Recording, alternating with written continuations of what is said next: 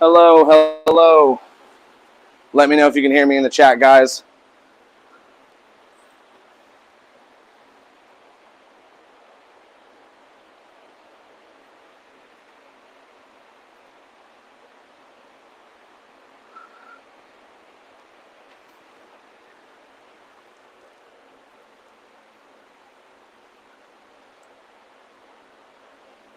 Thank you so much, Alfredo. Thank you for watching. I appreciate you tuning in.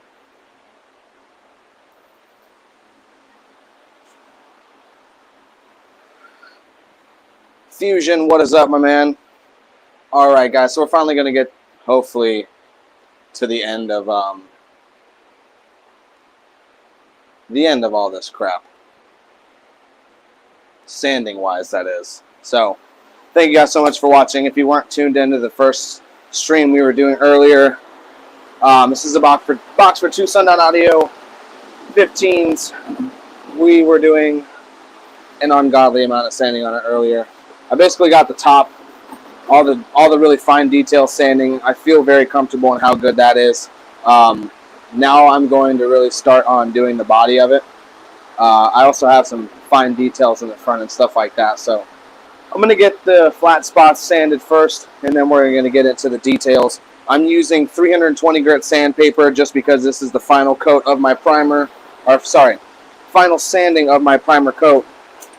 So I'm going to use 320 for that just to make sure we don't have any deep swirls or gouges. We're going to be doing gloss black on the outside of this, so we need to make sure that body work is super on point, and make sure we got everything in check. Let me know if you guys are watching. Let me hear you in chat. Also, if you're watching, make sure you like this video. Getting some fresh sandpaper right now so I can get started on this thing. I swear I've gone through 20 pieces of sandpaper. Alfredo, driving and watching. Be careful, my man. Don't be too dangerous. Thank you for watching, though.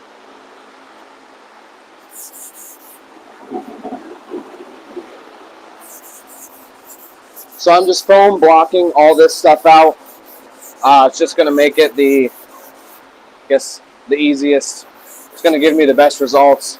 A hard block might be a little too aggressive on some of these curves in the middle, or sorry, on the ends. So that is one reason I'm using a foam block. Plus, I like the foam block a lot better than the hard block. I use the hard block when I'm doing like super flat surfaces where I know I'm not going to have a lot of contours.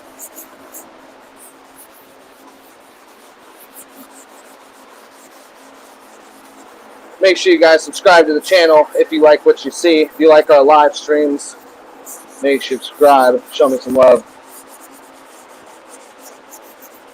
For all of our new viewers, let me know in the comments below where you're watching from, or my old viewers, my current viewers, my always viewers. Just let me know where you guys are from. I'm always interested to see where people are tuning in from. I'm going to have to get some sanding done before I go back to checking comments, but I will get to them for sure.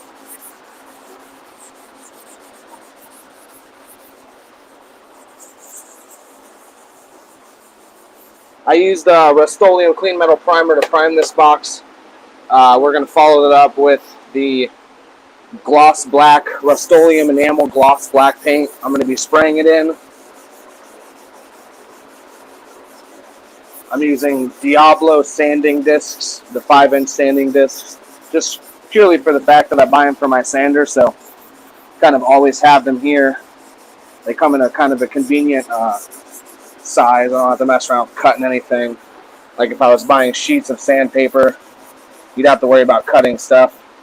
As I'm going through, I'm trying to keep this block as flat as possible, changing up my direction often, the way I sand, just so you're not kind of sanding any high or low spots into your work. There are some spots where I'm going to shine through the wood, but I'm not too concerned with that because we already have a good primer buildup on here. Oh no. I'm over here fucking up the box, scraping it against the fan. It's good.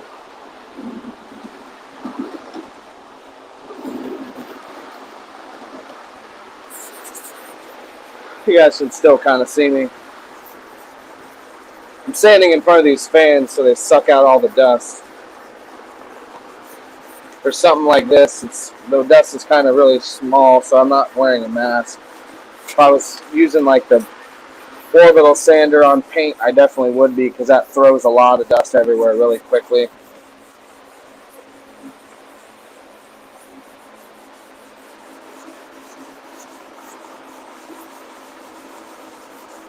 And unfortunately, the best angle for sanding is kind of kneeling on the damn floor. Especially with this size of a box on the cart I have it on. Got all my other carts taken up for all these other projects I got going on now. Make sure you guys drop me a comment, share this live stream, go on your Facebook, share it on your Facebook, share this live stream. We can get a lot more people in here, hopefully. A lot more viewers. It'll motivate me to do it a little more frequently. Although, I've already been on stream once today. So far, I've done it almost every day since I've started, so I think we'll keep that going for a while. I guess until I get burned out, that is. Maybe I'll never get burned out, though. We'll see. Definitely sick of this sanding already, that's for sure. I'm glad that this is like the final bits of it before we're getting ready to spray this thing gloss black. And I'm really excited to see how it's going to turn out, because I definitely spent an enormous amount of time sanding and prepping this thing.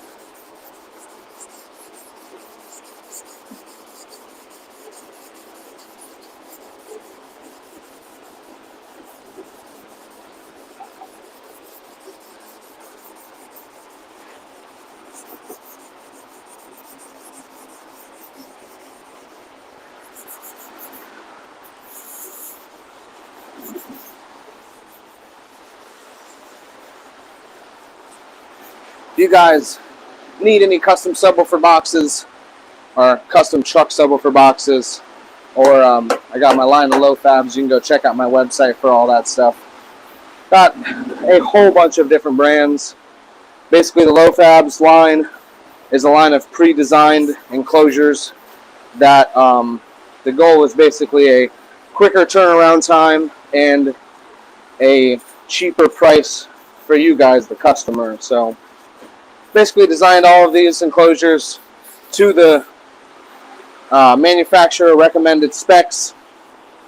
They all have at least a double baffle on them, some triple, some even more depending on the woofer.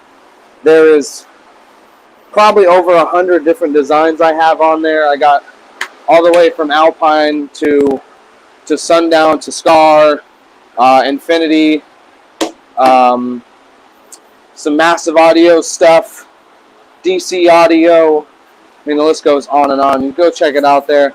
I also got anything I have in the low fabs, I also sell a $5 design of as well. So for you DIY guys, you can attempt to do it on your own by ordering a design off the website. And again, they're only $5. Super easy to follow.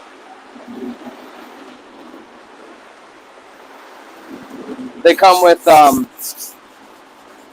multiple views of a 3D rendering of the enclosure itself, a full spec sheet, a cut list with optimized parts layout, so you guys aren't going to be wasting any material, making the wrong cuts, or, you know, not cutting them in the right sequence. That can definitely cost you a lot of wood alone. So got an optimized cut list on there with all the designs, even the $5 designs. Every one of them comes with the same designs. Or if I don't got what you guys need on there, you can go check out my custom designs, which you can basically request your woofer, enter in your dimensions. They are definitely a lot more. I believe my custom ported designs are about $100-something.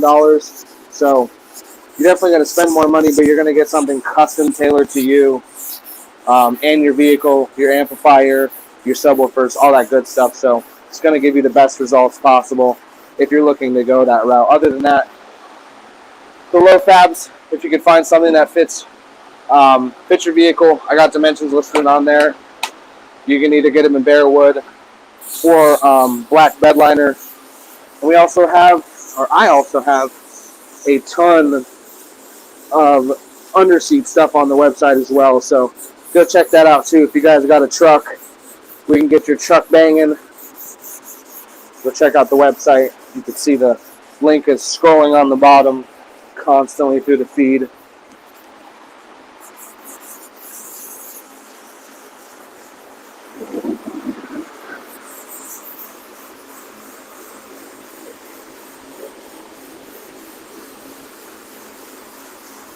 So with these large open areas that are really flat, I'm basically kind of just sanding in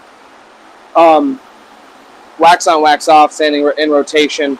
I'm going to go, one direction all the way through, doing small paths, and then, 50% overlap in one direction. Then I'm going to come back in the other direction with an opposite swirl.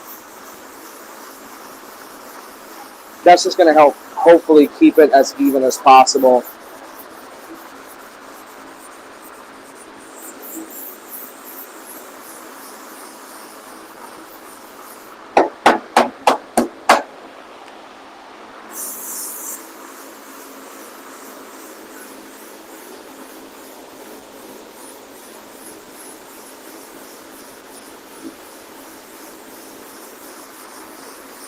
If you guys have any audio related questions, make sure you drop comments below. Ask your questions. I will definitely get to them once I get back on some of these comments. Want to get some of this box sanded first though before I jump on all that stuff. Before I leave tonight, my goal is to get this thing sprayed with the gloss black. So hopefully we get this thing sanded up quick enough where you guys can actually see that whole process as well. And like I said, make sure you share this stream. Go on your Facebook, your Instagram, your Twitter, whatever you got. Share this out. Make sure we get some more people in here. Share it to the audio groups if you guys are members of any of the audio groups as well. That would definitely be greatly, greatly appreciated.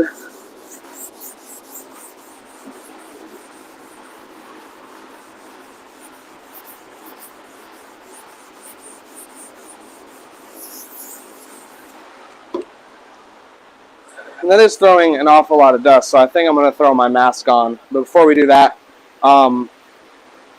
let's take care of some comments. So leave me a comment right now in the next, let's say, 5 minutes. We're going to answer all the comments. I'm going to get back to you guys in the comments. See if you had any questions. Answer them if need be. Ugh. Fusion Destiny in the drive-thru at Burger King. Hell yeah. I was in the drive-thru at Burger King this morning getting some breakfast. Definitely not all that great, but it was food, that is for sure. I try to stay away from fast food because obviously it's horrible for you. But for convenience sake, sometimes you just can't avoid it. New Orleans, Louisiana. Thank you again for watching, Fusion. I really appreciate that. Again, if you guys have any questions, drop them below right now. Drop some comments below of any questions. We got 6 people in here. We should have 6 people asking questions in the chat, or at least dropping some comments. If not, like this video and subscribe to the channel if you're not already. Let me know what you guys need to know about car audio, what you need to know from me. We're going to take hopefully a few more comments, and then we're going to get back to sanding. I'm going to throw my mask on because just those flat panels are kind of throwing a lot more dust than I anticipated, and it's not something I want to breathe in. So I'm going to go ahead and put my mask on, which is going to kind of stop me from talking for the most part. Or it's going to be a very muffled talk, that's for sure. Enclosure for Kicker L7 Q12s. I don't think I have anything for the L7 Qs yet, especially in 4 of them. If you want to check out my website and maybe order a custom enclosure design, I can help you out there if you want to build it yourself. Other than that, it's funny, like now that I've decided to stop building enclosures like what you guys are looking at right now, I get the most people asking me about building enclosures, like more frequently it seems. I guess now I'm also doing a lot more like YouTube and social media than I was previously. So that will probably do it right there in itself.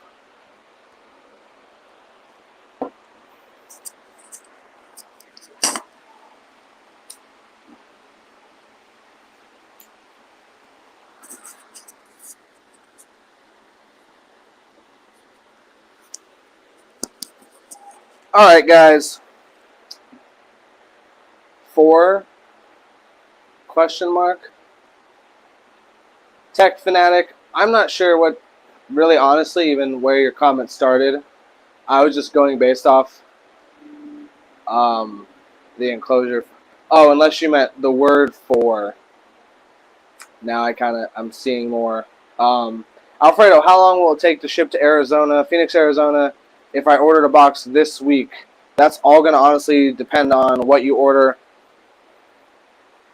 If your concern is wait time, sadly, I would recommend probably going to somebody else, because I have at least a 6-week wait time minimum on even the most basic thing I have. So, but I promise the wait time is well worth it. You're not going to get matching quality work anywhere else. I promise you that. So, worth the wait time, but you're going to have to wait with me. We really practice patience over here at CustomLowz. Okay, Fanatic. Oh, Tech Fanatic, you're talking about a pair of Kicker L7 Q12s. I'm not sure if I have a box for that either, to be honest, man. I haven't messed around with too much Kicker stuff. You know, it's funny, like, you guys on YouTube seem to rock Kicker a lot more than the other, like, social media groups out there. Wait is not the problem. Going to someone else is not an option. You are the best. I like to hear that, Alfredo. It depends on what you want to order. Like I said, go on my website. 2 months waiting, dude. It could be even longer than that. I'm going to be totally upfront with you. It could be 6 months, depending on what you're looking for. Go on my website. You can see the link in the scrolling down at the bottom. Each product you look at has a wait time on it.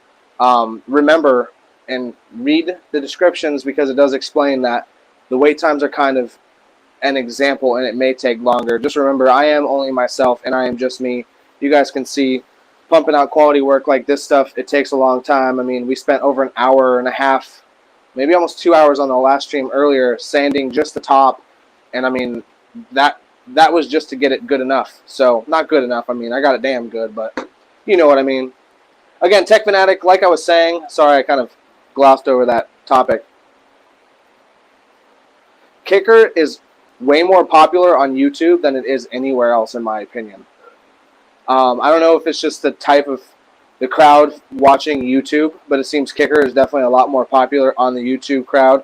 Had a lot more like people asking about it. It's probably because they're doing all the Kicker on Mass stuff.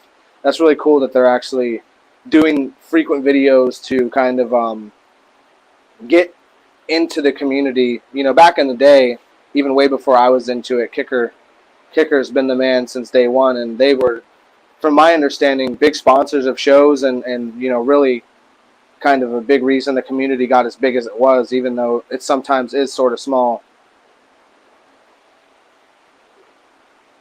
I do need to get some more Kicker stuff on there, I will admit that, and I will very soon.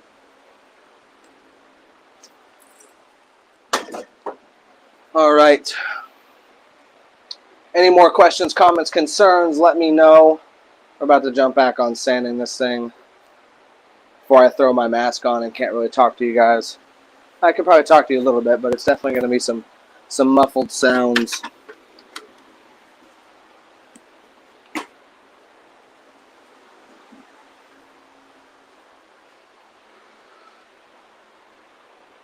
Make sure you guys join the membership program.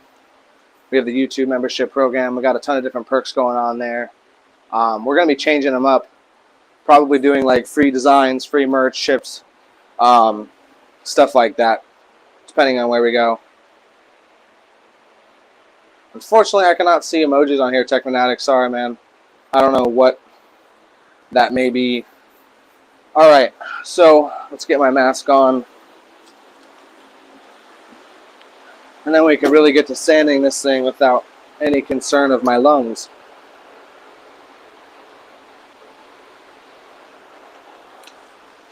you're doing a lot of sanding, you definitely want to be conscious of.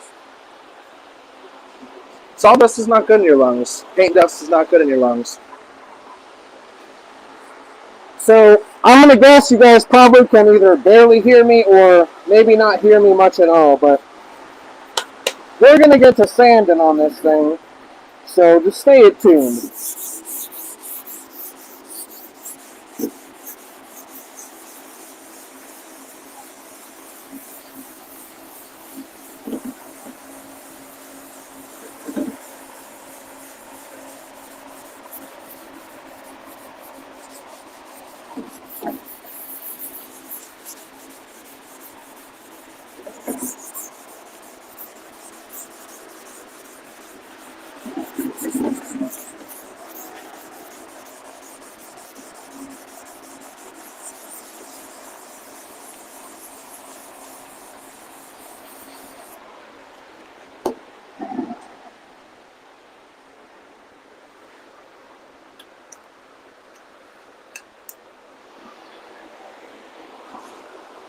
Get you guys in a little closer there. Hopefully you can see what's going on a little bit better.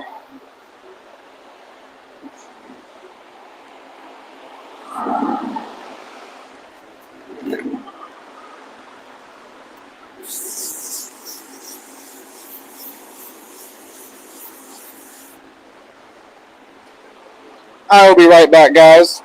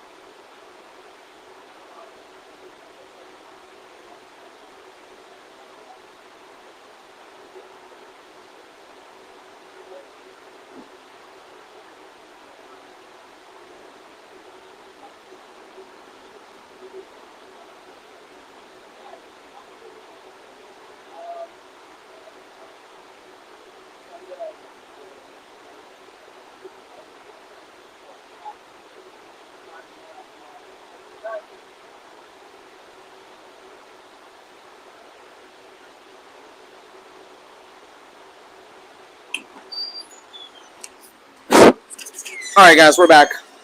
Hopefully I didn't lose. Well, looks like I lost a lot of you, understandably. Literally had a customer come down. We've been talking about doing an underseat box for forever. But since I'm already literally in the middle of sanding this thing and I want to get this done, I'm not giving up. I got to get my damn mask back on now. So I banished him to come back tomorrow.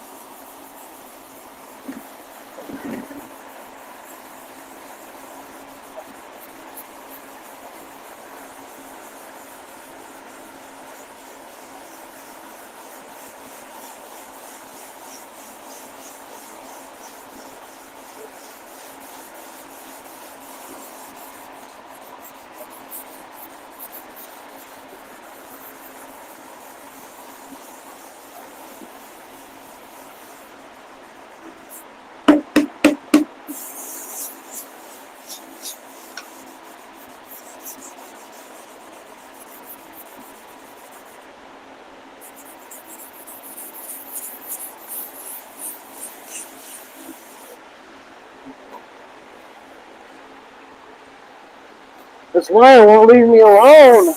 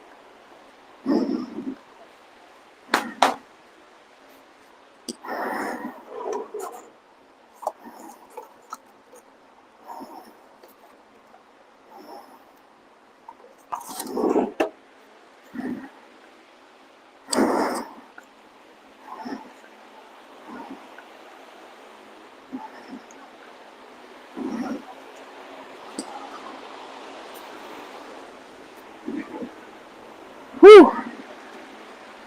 I'll tell you what, all this sanding is definitely a workout.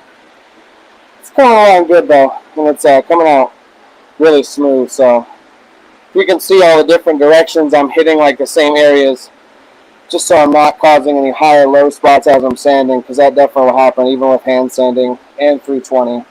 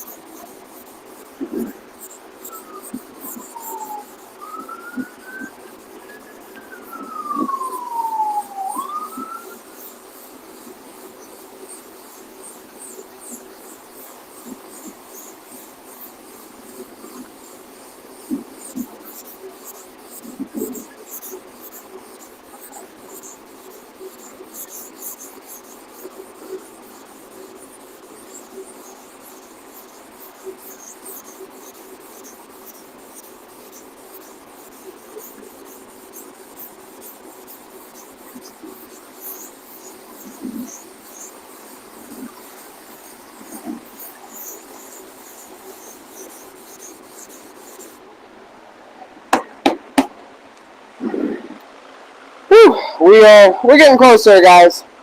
I know you're probably bored as hell watching me sand kind of silently. I might even might turn my mic off, just give you guys shop audio until I'm actually finished with this.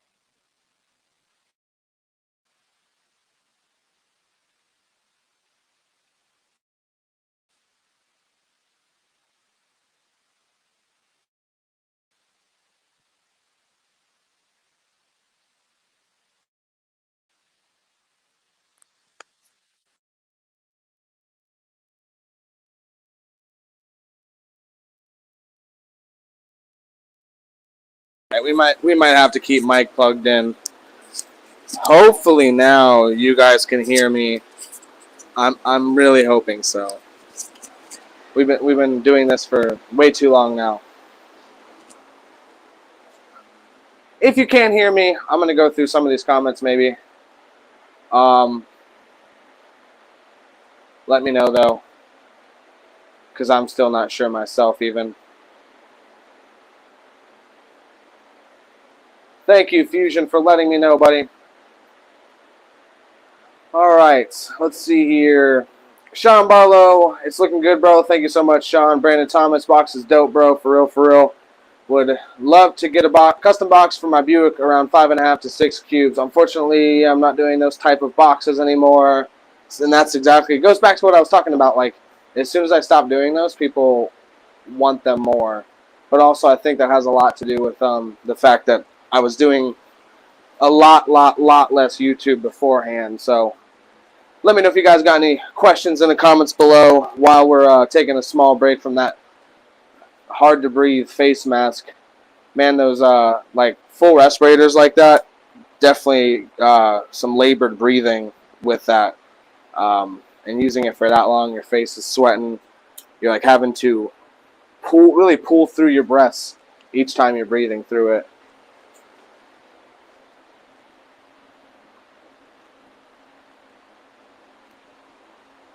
Thank you for tuning in, Brandon Thomas, Sean Barlow, Fusion. What's the smallest you make? It's not even that I don't make that size anymore. So basically, I have switched to doing purely truck stuff, and I'm not taking in orders for basically anything but trucks. I do have a lot of old orders that I'm running through that you guys are going to see a lot of, just like this thing right here. And I hope it doesn't disappoint any of you guys. I'm sure it's probably going to. Brandon, I'm sorry, buddy, but I'm not making boxes like that any longer unless you have a truck. If you have a truck, though, let me know. Need more grain. Thank you for tuning in. I appreciate that. If you're new to this video, what we're doing right now is we're sanding this box for 2 Sundown Audio 15s. Got a lot of body work to do on this thing. I've also got an 07 Silverado. I can probably help you there. Hopefully. Okay, do you have the extended cab or the 07 new body style? Because I only have 07 to 19 new body style and 07 to 13 extended cab. But maybe, though, I've seen a couple people do boxes for them. They look like they might be fairly simple for the 07 old body style extended cab. So maybe we could work something out. If you do have the old body style, send me an email. CustomLowz came in yeah, the 07 came in classic too. I know. That's the thing. I need the. Oh, you have an extended cab. Perfect, dude. Yeah, I have a mold. Actually, what you're staring at back there in that very corner, there's a bunch of fiberglass molds for bottoms of enclosures. I specifically have an 07 to 13 extended cab mold. So it's like a perfect fit enclosure for that truck, exactly. And because I have a mold for it, it gives you guys a lot more possibilities as far as what you can run. Normally in those enclosures, I was really only recommending at most like 2/8, because if you have to build the bottom out of wood, it takes away a lot of cubic space. But yeah, I can do up to 2/10s in those enclosures, so definitely hit me up with that. Go check out my website. You can see the link scrolling past in the bottom. Go check that out. I got prices on the website, and you can actually order that enclosure right off the website. Brandon Thomas, I got 2 ZV515s and a 9 cubes box, but kind of want to switch it up. Oh, is this in your extended cab? Now, see, I think that's going to be kind of a gray area there as far as building boxes that aren't like underseat boxes for trucks, but if it is in a truck, if that's what you're referring to, maybe, I don't know, I think you kind of caught me on a technicality there, honestly.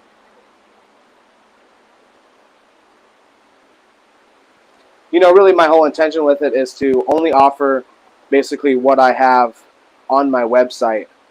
And I'm really doing that to try to shorten my wait time.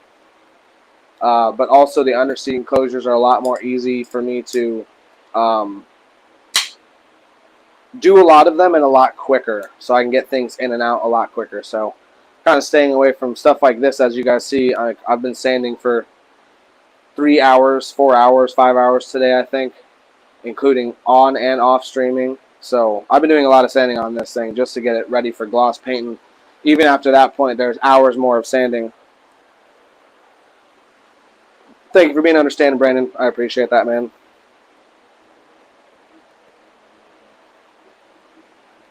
Oh yeah, for sure. Stuff like this takes an ungodly amount of time. Like, if I were to quote this in hourly, oh man, this would be $1 million box. I should relabel this video working on $1 million subwoofer box. Sean Barlow, thank you so much for the super chat, buddy. I really appreciate you. You are greatly, greatly appreciated, my man.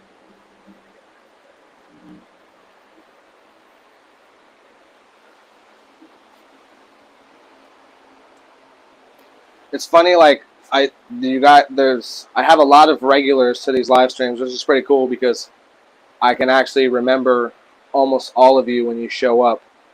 I mean, it would be nice to have a few more viewers, but I'll take less dedicated viewers over a ton of not dedicated viewers. Yes, you should. LOL.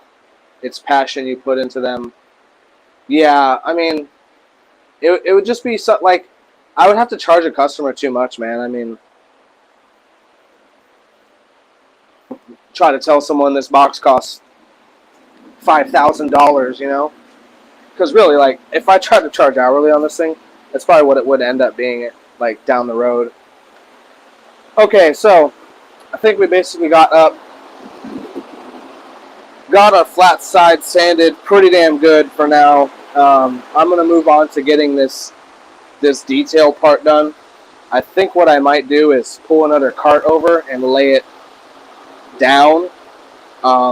Actually, you know what? I'm not going to do that. I'm just going to kneel on a foam pad and sand it. This box is heavy as hell. I'm not trying to move it alone. It is definitely too heavy to want to move alone.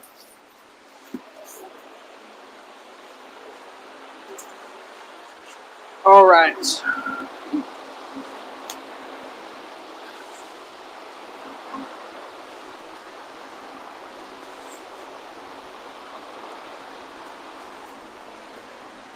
Yeah, you guys can see me there. So if you're just tuning into the stream, this is a box for 2 Sundown Audio 15s. I have been diligently sanding this thing for the last couple hours at this point, on and off stream. I'm using some 320 sandpaper just to really get some really fine sand smoothing on this thing going.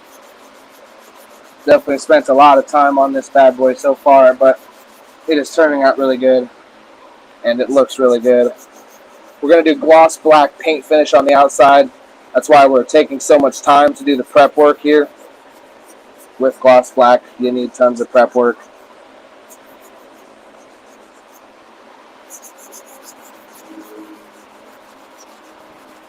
I've actually even stopped like offering gloss black for a while, just because after doing it a couple times and realizing that it was like nothing short of a nightmare, kind of. It's almost not worth it. Unless, like I said, I charge like $5,000 for one box or for one paint job, you know? Like, I'd almost say this is, now I've never painted a car, but I'd almost say this is more difficult than painting a car. And I only say that because, you know, usually a car, like, unless it comes in with some extremely bad bodywork, it's not going to be as hard to coat as wood. And I've definitely painted metal, and I've definitely painted like new fenders and stuff like that for myself.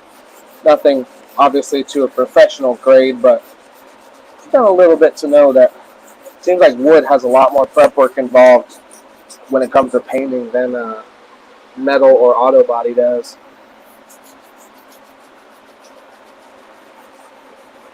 But I guess I'm just saying that to kind of say that, like, look at how much a car paint job, you know, costs.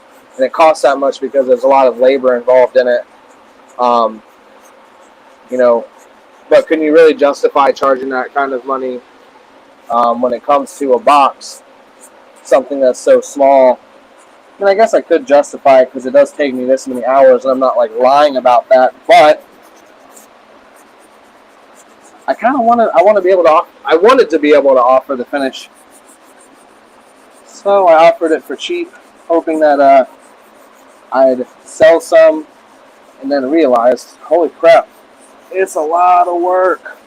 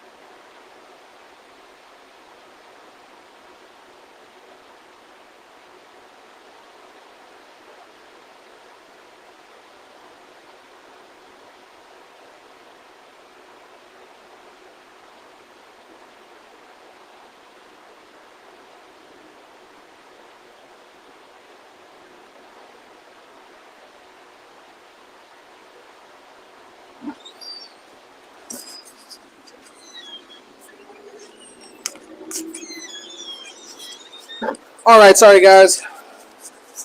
My fiance and my baby was leaving to go to the store. Wanted to make sure I said goodbye before they left. All right, Brandon Thomas, either way, I'll definitely send you an email and maybe see what we can do, or maybe see if you have any recommendations. Yeah, I can definitely do that for you. Or like I said, if you want to do something DIY, you can go check out the designs. I do custom designs as well. Michael Groves, hi there, just got here. Still hard at work, brother. How's it going, Michael Groves? I appreciate you for tuning in, man. I only see 6 likes. You were damn right. Well, I can't see it, but there better be more than 6 likes on this. We've been here for an hour, guys. And I've been sanding my heart out for you. They're going to look amazing. I can't wait to see it finished. Yeah, for sure. This thing is going to look awesome when it's all done. Still got a lot of work left on it. I need yet again more sandpaper. So back to the drawer of 320. If you guys got any comments, questions, concerns, let me know. Drop a comment below. Let me know if you're here. On your website now, sick. Brandon Thomas, thank you so much for checking that out. Even if you guys want to just go check out my website to see what it's all about, go check it out. You don't even have to order anything if you don't want. I see 8 likes now. There we go. That's what I'm talking about, guys. Thank you so much. I hope to look back on this one day and laugh at myself for thanking you guys for 8 likes. But I know it all takes time. Plus, you know, I'm really not doing the most interesting task right now. So I'm surprised you guys are even watching this far, to be honest with you. But I definitely really appreciate y'all. All right, about to get back to sanding here.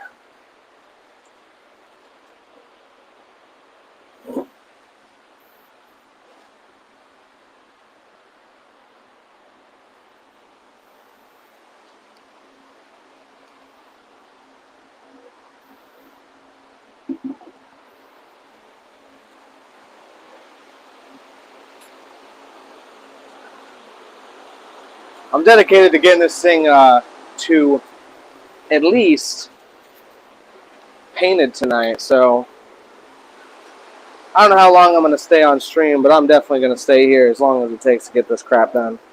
Maybe I'll keep streaming the whole time. I'm not sure. Again, guys, make sure you share this video out there. It definitely greatly helps the stream. Drop me some comments below. Spam the chat with them 1728s. Let me see if you guys know what it's all about. If you don't know what 1728 is, I guess maybe watch till the end of the stream and I'll explain it. I usually do. Or at the end of my videos, I know I've explained it a couple times. For those of you who are in the know, I appreciate you. Because I know you had to watch my boring ass videos all the way to the end to figure out what 1728 means. No, they're not boring. I think car audio is a super niche-y thing, man, and there's already so many like really super like talented guys doing videos. Steve Mead, EXO, Jacob, Viral. Although he's not really doing building content to my knowledge, and me personally, I can only watch so many base demo videos. But he's done a couple demo videos of my build, so actually you guys should go check him out. He has the 5 Sundown Audio ZV5 15s Tacoma on there. I believe he also has he has a couple other builds on there actually from my customers giving him demos. He does some really good edits and stuff like that. Trying to think of who else. Soundman, I definitely like watching his stuff. Mark with CAF. I mean, his videos are just edited so good. It's kind of hard not to watch. Or I've even been watching recently Hexy Bass. I believe that's what it's called. Can't really peg his accent, to be honest, but he has some sort of accent. I'm not sure. But he goes like super in-depth into like some very complicated subwoofer enclosure designs, and he has like some really deep understanding of how all this stuff works. He definitely, and he spends a lot of time, you know, editing and putting together videos. at a certain point, really, I just don't have the time to edit. I've almost considered like contacting somebody and seeing if they'd be, willing to do editing for me.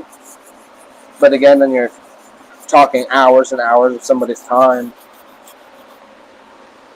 But maybe I can get someone to partner with the channel who does editing or enjoys it. I used to do a lot of editing back in the day when I used to film like me and my buddies and make skate videos and stuff. Like Adobe Premiere I used to edit on. But man, I remember even back in the day, and this was you probably had so many less different features. Like I would edit a video for 3 or 4 days and spend 6 or 7 hours each day editing, picking clips, cutting them, stitching them together, adding music, syncing it. Takes a lot of time. That's why I kind of like these live streams. Hopefully we can get them popping off a little better, get a few more viewers on here, because I want you guys to be able to see my work. And I want to also not do as much editing. I know that sounds probably lazy, but hey, if you knew what I had to do on every given day, I don't think you'd be saying that. Although, if you've ever even tried to edit a video, you wouldn't say that because you know how much time it takes. Even doing my basic like iPhone editing, it's like at least an hour and a half process to get everything together, and that's with some very basic stuff to edit through. And even there, I'm not even really utilizing the full capabilities of that, but I just don't have the time to get super crazy and technical with it, Eventually. So if you're just tuning in, although I feel like all you guys have been consistently watching me, this is an enclosure for 2 Sundown Audio 15s. I am sanding the primer coat the last time before I spray some gloss paint, so you're going to see me doing a lot of sanding. Using 320 sandpaper, going through sanding up everything, every nook and cranny on this thing to make sure I got a good finish on it for spraying the gloss black paint I'm going to be using. If you guys have any bass related questions, make sure you drop comments below. I'd love to answer your questions if I can, if I'm smart enough to answer them, or if I even know what you're asking. I've had a few questions on here where I'm like, what do you even ask? What do you even need to know? Because it doesn't quite make sense.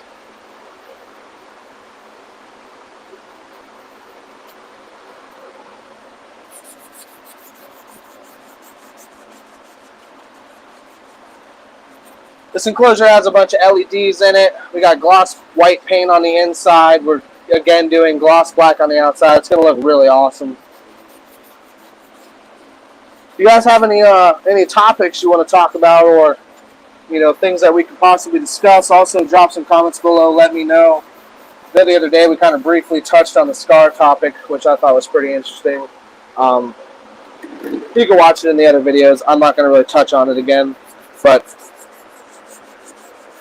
hot topics in car audio, if I'm in the know of them, I can talk about them. If you guys are interested in anything, just let me know. We can maybe make these streams a bit more interesting to watch for you guys. Although watching sanding isn't all that fun anyway.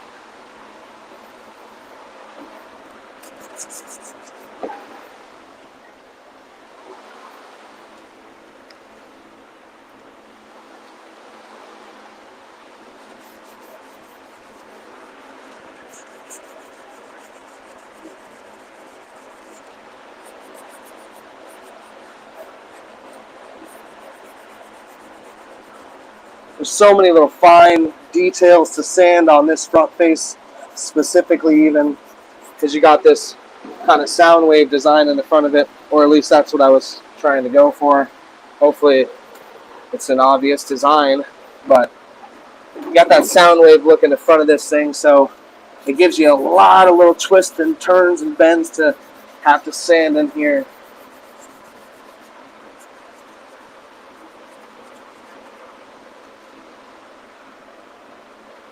You guys working on any bass projects? Let's hear about them. Maybe I could help you guys out, guide you through them, give you some advice, whatever you need. If you guys haven't yet, make sure you like this video. I don't know how many people are watching, but I better see at least that many likes.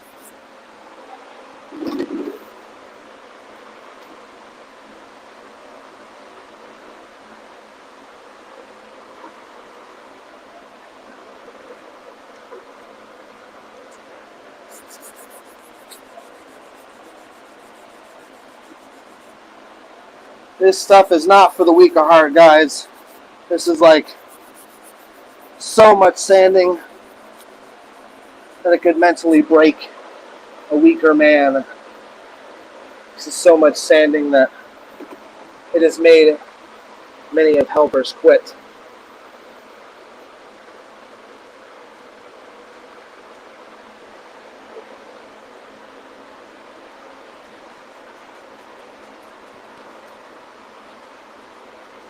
I'm even getting under all the little spots where you think, oh, you'll never see under there.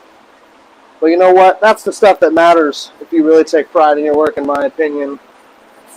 And I'm definitely not quick and I'm definitely not cheap, so I gotta have a lot of pride. Although that comes naturally, to be honest. But that is also why I'm not quick and why I'm not cheap. You know, I get a lot of people upset about wait times, and it's like, there's so much nuance to, you know, explaining why something takes as long as it does. And I think if you don't do it, you don't understand. But maybe, hopefully you guys were only looking at the back of my head right there, which I think you probably were. Do you guys maybe seen a bald spot? Let me know. But yeah, anyway, people underestimate the amount of work it takes. Maybe these live streams will sum it up a little bit. You know, I've been sanding this thing just in itself forever.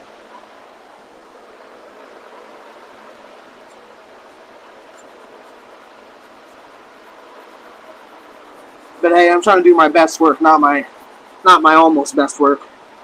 You know, every enclosure I do, I want to beat myself, whether that's in design or quality or quickness or whatever it may be. I definitely always want to beat myself. I think that's really the best way to get better is, you know, don't focus on what others are doing, because that can really get you depressed or disappointed in yourself. You know, you're not, in the moments of being critical of yourself, you're not really realizing the hours and hours or years upon years that people have spent doing these things or these being in these careers. You know, I've even done it to myself, just looking at my peers, you know, really. And, you know, it's weird because my peers have been doing this shit sometimes 20 plus years longer than I have. And it's really weird to try to find like a good middle ground to compare myself to. Although you should never truly compare yourself, but you have to sometimes. 10 likes now, Michael Gross. Thank you so much for reporting back to me. Been getting any videos of some of the boxes yet? So what? LOL, that's funny. Sean Barlow, the first comment. So what bud does everyone have? He meant builds. What builds does everyone have? I have nothing as of right now. I have a whole lot of mids and highs speakers sitting in storage trunks that I haven't done anything with yet. Unfortunately, taking a little break from standing, we're going to read some of these comments. Oh yeah, Big D Wiz. Wow, geez. Tripping over my words right there. Big D Wiz, yeah, definitely. His videos are really cool. He actually kind of, Big D Wiz, and I'm so drawing a blank on his name, and I'm so sorry that I'm forgetting your name, dude. The guy he does videos with on the 12-volt talks, they kind of inspired me to get on the live feeds and start doing some live content. I like what they do, and they have different topics to talk about, stuff like that. Maybe I can find somebody I can get in here like once a week or something like that to do a side-by-side discussion, kind of like a podcast, what have you. Michael Gross, 1728, yes sir. Brandon Thomas, Site's Dope, will definitely be in touch for sure. Thank you so much, man. I appreciate it. I designed that website all by myself, and it took an insane amount of time. You know, I had back in like so I graduated in 2011, which isn't that long ago to some of you, but you know, back in those days, I was definitely on the computer a lot. I was doing different, you know, working on different like websites for my own sake, just for fun. You know, back in the MySpace days, I used to HTML code, you know, amateurishly. But when it got time to do my own website, you know, like anything I had known before was invalid. And dude, it took me so long to try to learn all the different little things to make my website look good. Plus even trying to like get it all put together, all the different pages. There's a couple hundred pages I think on my website, and yeah, I had to type out everything and put it all together myself. Soundman is my favorite. Yeah, he's super hilarious, honestly. That's one big reason I like his content is he's definitely a funny guy. Hi-Fi Vega, yeah, you got it. There we go. Hi-Fi Vega.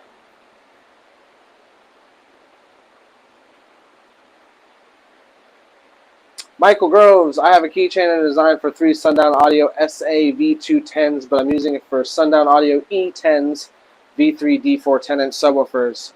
Awesome, man. Thank you for supporting. I appreciate you.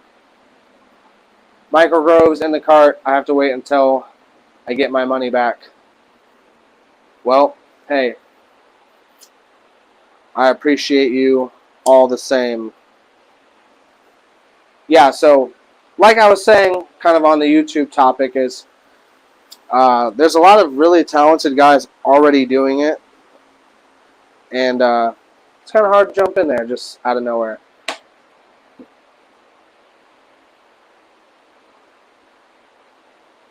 All right, if you guys got any questions about what's going on, what we're doing, bass audio related things, let me know in the comments. Drop them 1728s in the comment section if you're here watching. If you're on this stream right now, you better like this video and subscribe to this channel. If you're new,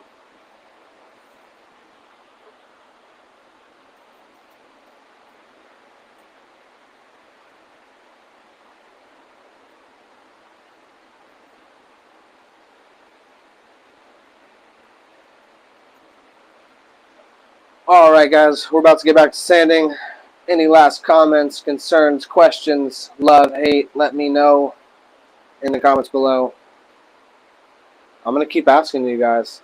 I don't care if it's the same people. You can comment 100 times. Do it.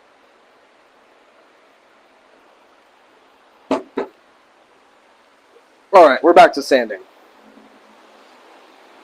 I think I need more sandpaper already. Oh, no, I got one sheet left, thankfully. My hands are entirely white at this point now. Back on my knees for this sanding. This shit is not fun. I'm really just, you know, having to only do this because I'm avoiding lifting it up, but I really don't want to lift this heavy ass thing either, so. Back to it. Complaining ain't gonna get the job done, only sanding will. So we're going to sand this thing away. Hopefully you guys got an okay view of what's going on. I don't know if seeing more or seeing less is more helpful. I'm not sure.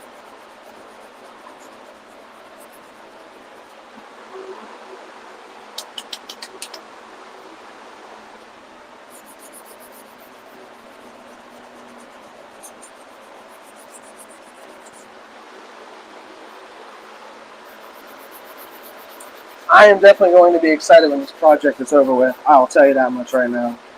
It's really cool, but you know, they keep bitching about it. Let's talk about something else. So, what is your guys' favorite car audio brands? Personally, for my money, I'm gonna rock with Sundown as far as subwoofers go. Definitely like anything they make. From the, you know, even LC series all the way to the NSV4s. It's definitely probably like the most popular brand of my customers by far. I would say I do more Sundown audio builds than anything else.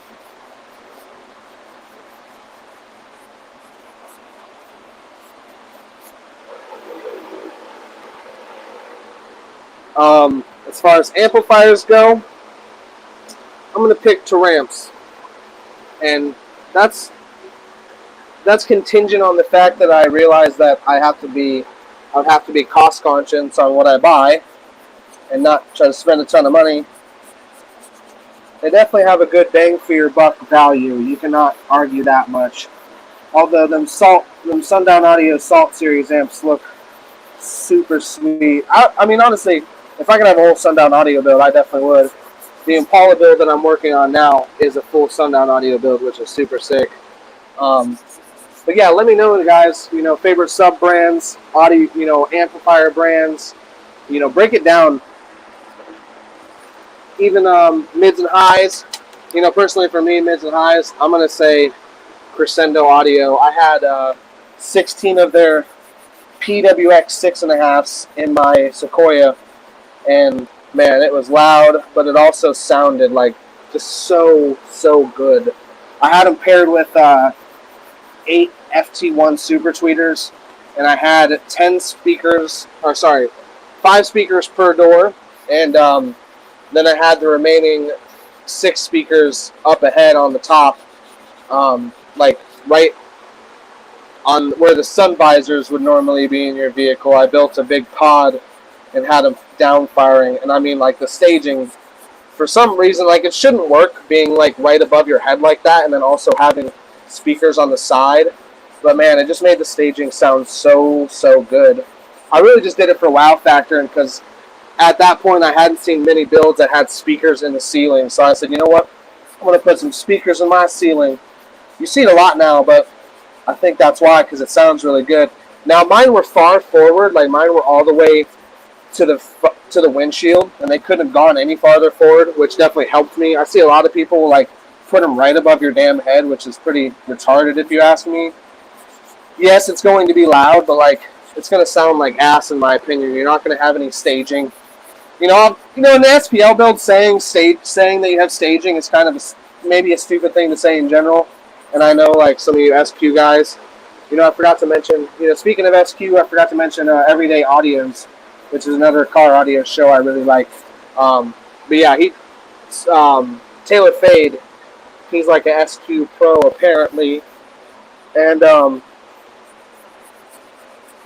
why I'm kind of saying, like, I was trying to say staging in an SPL build might not be the best terminology to use, because you probably ain't going to have it. But either way, like I was really kind of saying, Crescendo Audio for mids and highs, in my opinion, that's what I would get for my build personally right now. Although, John Kent and Rolando, now I don't know exactly what happened, but they did work at Crescendo Audio, John Kent and Rolando. Both two really awesome guys, so nothing of what I'm saying is anything against them. They actually started their own audio brand, Rogue Audio. Now, I'm not sure if they're still working with Crescendo or not, but they might also be a brand that I would like to try for myself, and that's purely because I really like John Kent, I really like Rolando. I think both of those dudes are A1, and I'm sure anything they put out is just as good. John Kent does some of like the nicest doors and door panels in Florida, in my opinion. He does some really sick. Rolando too. He does some really sick fiberglass work and door panels. These guys are extra talented. I don't think anything they put out would be subpar. So for my money, I would go check them out too. Those guys are really putting in a lot of work. They're supporting a lot of shows, which is pretty cool. Me personally, I don't do that like I should, but they support a lot of shows. I would definitely go check them out when it comes to mids and highs, because they did work for Crescendo. They were kind of, I talked to them a lot actually, and dealt with them a lot through ordering all my Crescendo stuff. And John Kent has actually even come down to my shop to hang out and give me like tips on and kind of school me on door panel stuff, which is really cool because he did not need to do that by any means. Already as is, I don't even want to say I'm competing with him because he's on such a different level than me, but I'm doing door panels, he's doing door panels. You don't see that very frequently where a guy of his stature and skill is willing to share all his knowledge with you. So that was really, really cool for me to be able to do, and have him as someone who can, I can come to for advice and kind of ask questions. So, long story short, man, Rogue Audio, dude, I'd spend some money with those guys.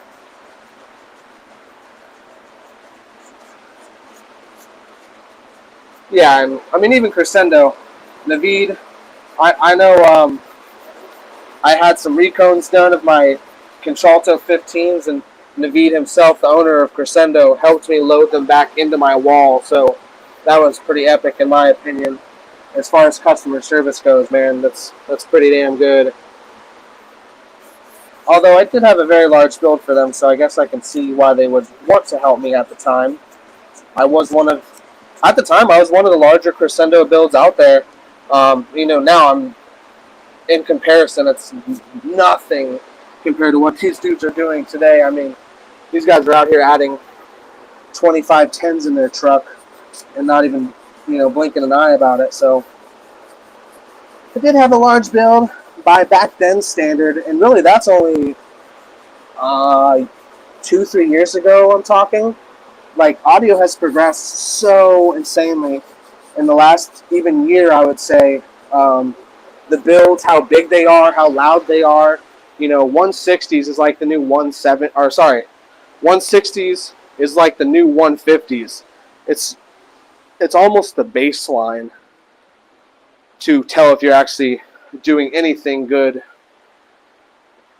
All right, let's review some comments. We got 10 people watching. We better have 10 likes on this video. Anthony Hernandez, yo, what's up? NorCal tapping in, 1728, baby. Thank you so much for watching. I appreciate you. Too Loud SS, Scar, budget friendly.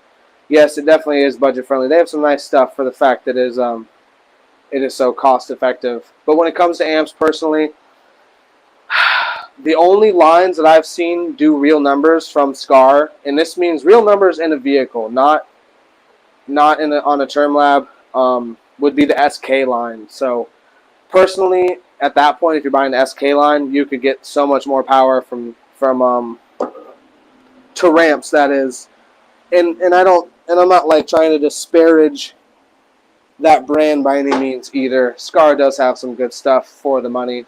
Curveport rules of thumb. Anthony Hernandez. Rules of thumb for a Curveport? I'm not sure, man.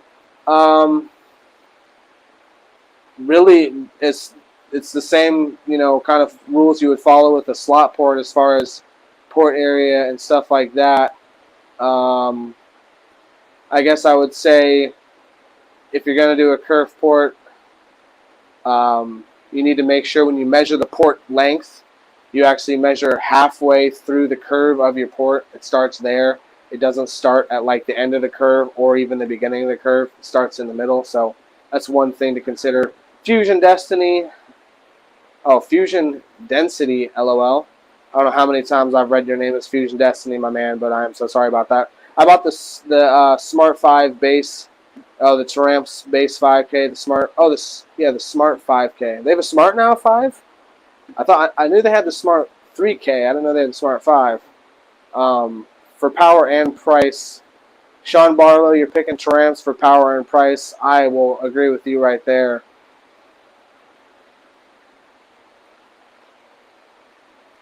Okay, Anthony, I believe okay, let's see here. I believe it was you I got the process from as far as using a square or ruler and marking 1 inch through 15 inch for spacing. Nothing too crazy, just a little weight setup that gets loud. A lightweight setup that gets loud in traffic. The older people hate me. Yeah. Oh, you're referring to the kerf video. Okay.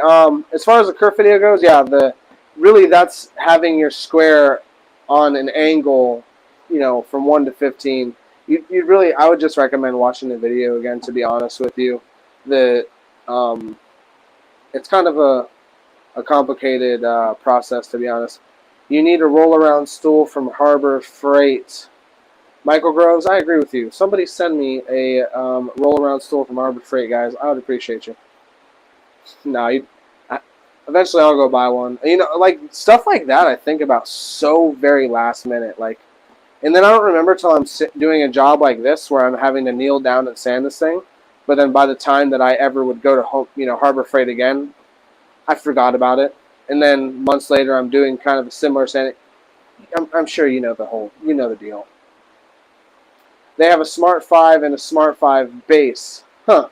I didn't know that, honestly. I guess I'm kind of out of date with some Triumph stuff. I mean, my opinion goes back even from a long time ago. I remember seeing Triumph stuff put out a hell of a lot of power for the money, and on super kind of crappy voltage too.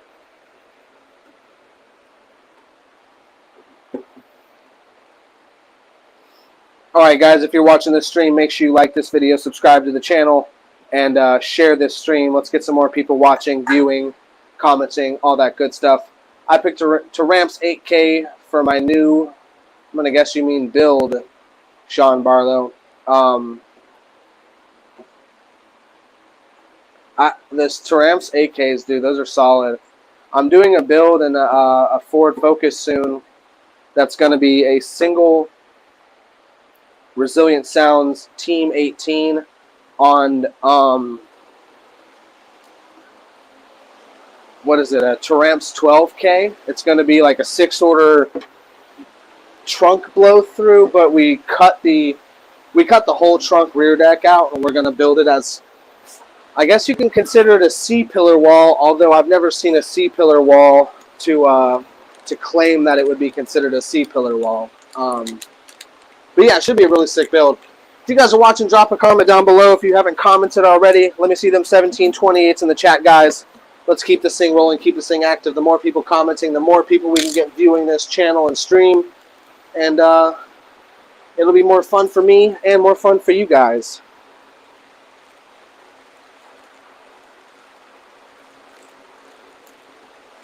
We're going to go 5 more minutes.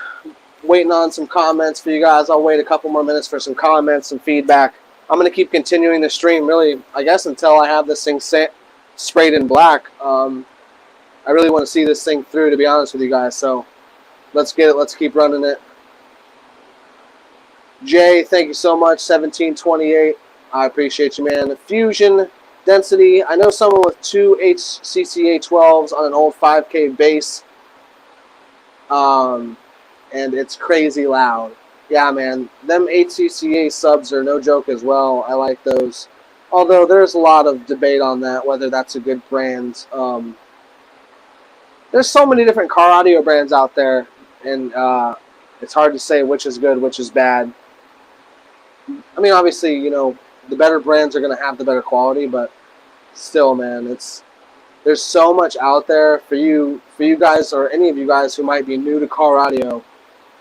I remember how daunting it was picking out equipment, and I can remember how frustrating it was sometimes spending good hard-earned money on equipment that was not up to par. You know, maybe even we could do a live stream that it revolves around that.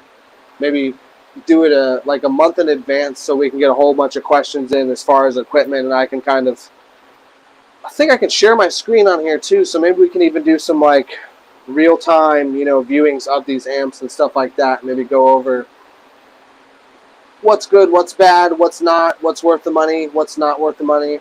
You know, because also, too, it's all about, I guess in my opinion, how much money you're getting for the power. So even like, you know, a Boss 5K, which I would call probably a piece of crap, hey, it's going to do some wattage. I don't know what power it is, but at a certain point, even some cheap amplifiers, even if they're not doing rated, the fact that you're getting close to that sticker value for that dollar amount is pretty insane in my opinion. Like the DS18 stuff. Oh, Michael Groves, 1728, thank you so much, man. I appreciate that. You guys make sure you keep them comments flying in. We need to keep them comments to keep the stream popping and up. Where was I at? What was I talking about? You know, trying to almost talk to myself, but talk to you guys is kind of strange in a way. Man, someone remind me, hurry up before I totally forget. Oh, okay, DS18. When I was doing the Supreme Patty build, starting on it, they picked DS18, which one undoubtedly wouldn't, well, you know what, I don't want to say that. It would not have been my first choice based on my lack of experience using the product. But also, and I don't think there's any argument to it. There's probably better products, and there is better products out there. Now, I don't want to really down on DS18, and I don't want to go down on any brand. So, Will Wilson, looking good, man. Like it. Thank you so much for tuning in, dude. Your box is turning out super sick. I can't wait to get this thing in your truck, man. Anyway, yeah. So DS18, like I said, wouldn't have been my first pick, but after looking through it, even for that brand, they have some cheap stuff that's no good, but they also have some decently priced stuff, which is pretty good. My buddy Will Wilson just got in here. I'm doing a center console build for him for 2 DS18 Hooligan 15s, and it's actually a really sick center console build I got going on. Maybe if you guys want to stick around a little longer in the stream, once we get the paint thrown on this thing, I could maybe show you, or I'll definitely do another video soon of this thing. This thing is looking sick. Love watching your shows. Thank you so much, Will. I appreciate you tuning in, man. We got 11 people on the stream. We better have 11 likes on this video. I don't know what we have now on StreamYard. It doesn't really show me. But anyway, yeah. So DS18, even though they are like a cheaper brand in their lower lines, the very cheap stuff, I'd almost be safe to say stay away from it. When it comes to their higher lines, like the Pro Series stuff, the Hooligan line, even of the amplifiers, seems like that stuff is super solid in quality. I think really their goal is just to hit the market at every single angle. So obviously they have to have some sort of products for people who want to be ultra cheap on stuff. But yeah, when I did the Supreme Patty build, when I got some of that Pro line stuff, it was pretty impressive. I mean, the quality, even comparatively to a lot of other brands that I have messed with, it was up to par with them. Now, I'm not going to go and compare it to like Sundown Audio mids and highs, because honestly, like the Neos of the Sundown Audios, which I'm putting in the Impala build, they just, as far as looks go, they look so much more high quality than anything from DS18. The DS18 stuff is pretty equivalent, in my opinion, to the McLaren or PVR stuff, or is it PRV? I say it wrong almost all the time. If you guys are just tuning into this video right now, we are standing up this enclosure for 2 Sundown Audio 15s. It's got a lot of work done on it so far, a lot more to go, but we're cranking it out. If you guys got any comments, questions, concerns, let me know in the comments below. We'll see. I was scared to do DS18.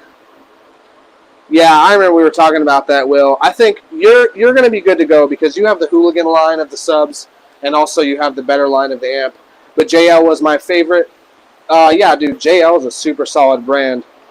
But I do really believe that, well, I think when you buy JL because it's JL.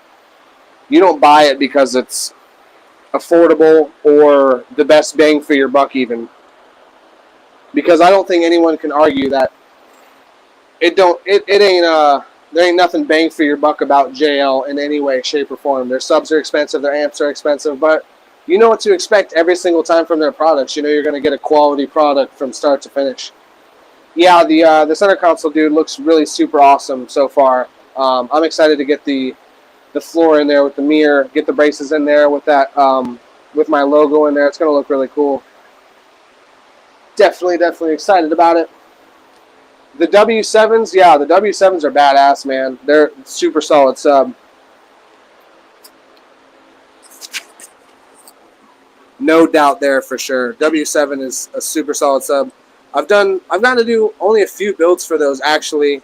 One build I did was actually a 3 W713 build, and it was actually a box I had to ship out to the Virgin Islands, which is pretty cool. Did another trunk build for a single W713, a 4th order blow through in a trunk. That build was top notch. I mean, just, when people claim that the bass response is cleaner with JL stuff, that build, like, proved it in my opinion, for me anyways. A lot of times you hear people talking about these brands and you don't really want to trust in it until you actually see it for yourself. let's see, I've got 4 Scar Audio 6x8s and tweeters in the pillars and 2 GS18 3-inch bullets and a mini Scar 100.4 in the trunk, 2 audio pipe TXX BDC 2 12-inch D4 subs and a birch, single arrow port enclosure I made with an XS Power XS Power 950. That sounds like a sick build, dude. The audio pipe TXX BDCs, I'm curious about those. The first wall build I ever did, well, actually it was my second wall build I ever did in my personal vehicle. I had 4, no, sorry, that's wrong. I had 6, I think it was 6. Yeah, yes, 6 of the audio pipe ACPL 1500s. I had those powering 3 stereo integrity HT18s. I basically had an audio pipe amp per coil.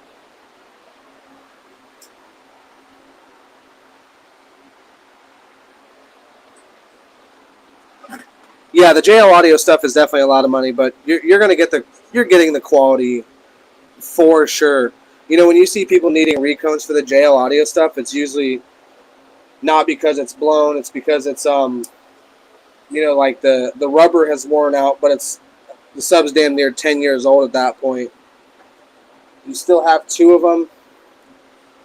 Man, that's you should do something with them or sell them. You probably get some good money selling those things. That JL audio stuff holds its value. Everyone and their mom knows basically who JL audio is. All right, we got one more minute. Yeah, let's give it one more minute for comments. If you guys got any more questions, let me hear them before we get back to sanding. Definitely taking a much needed break from sanding on this thing.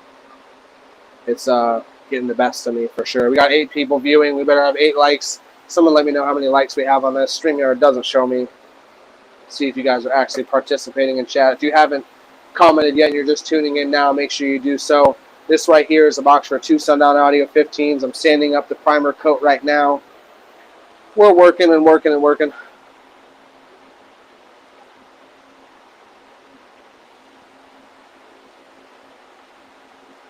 I feel like I need some more interesting visuals for when we're going to be doing comments and stuff.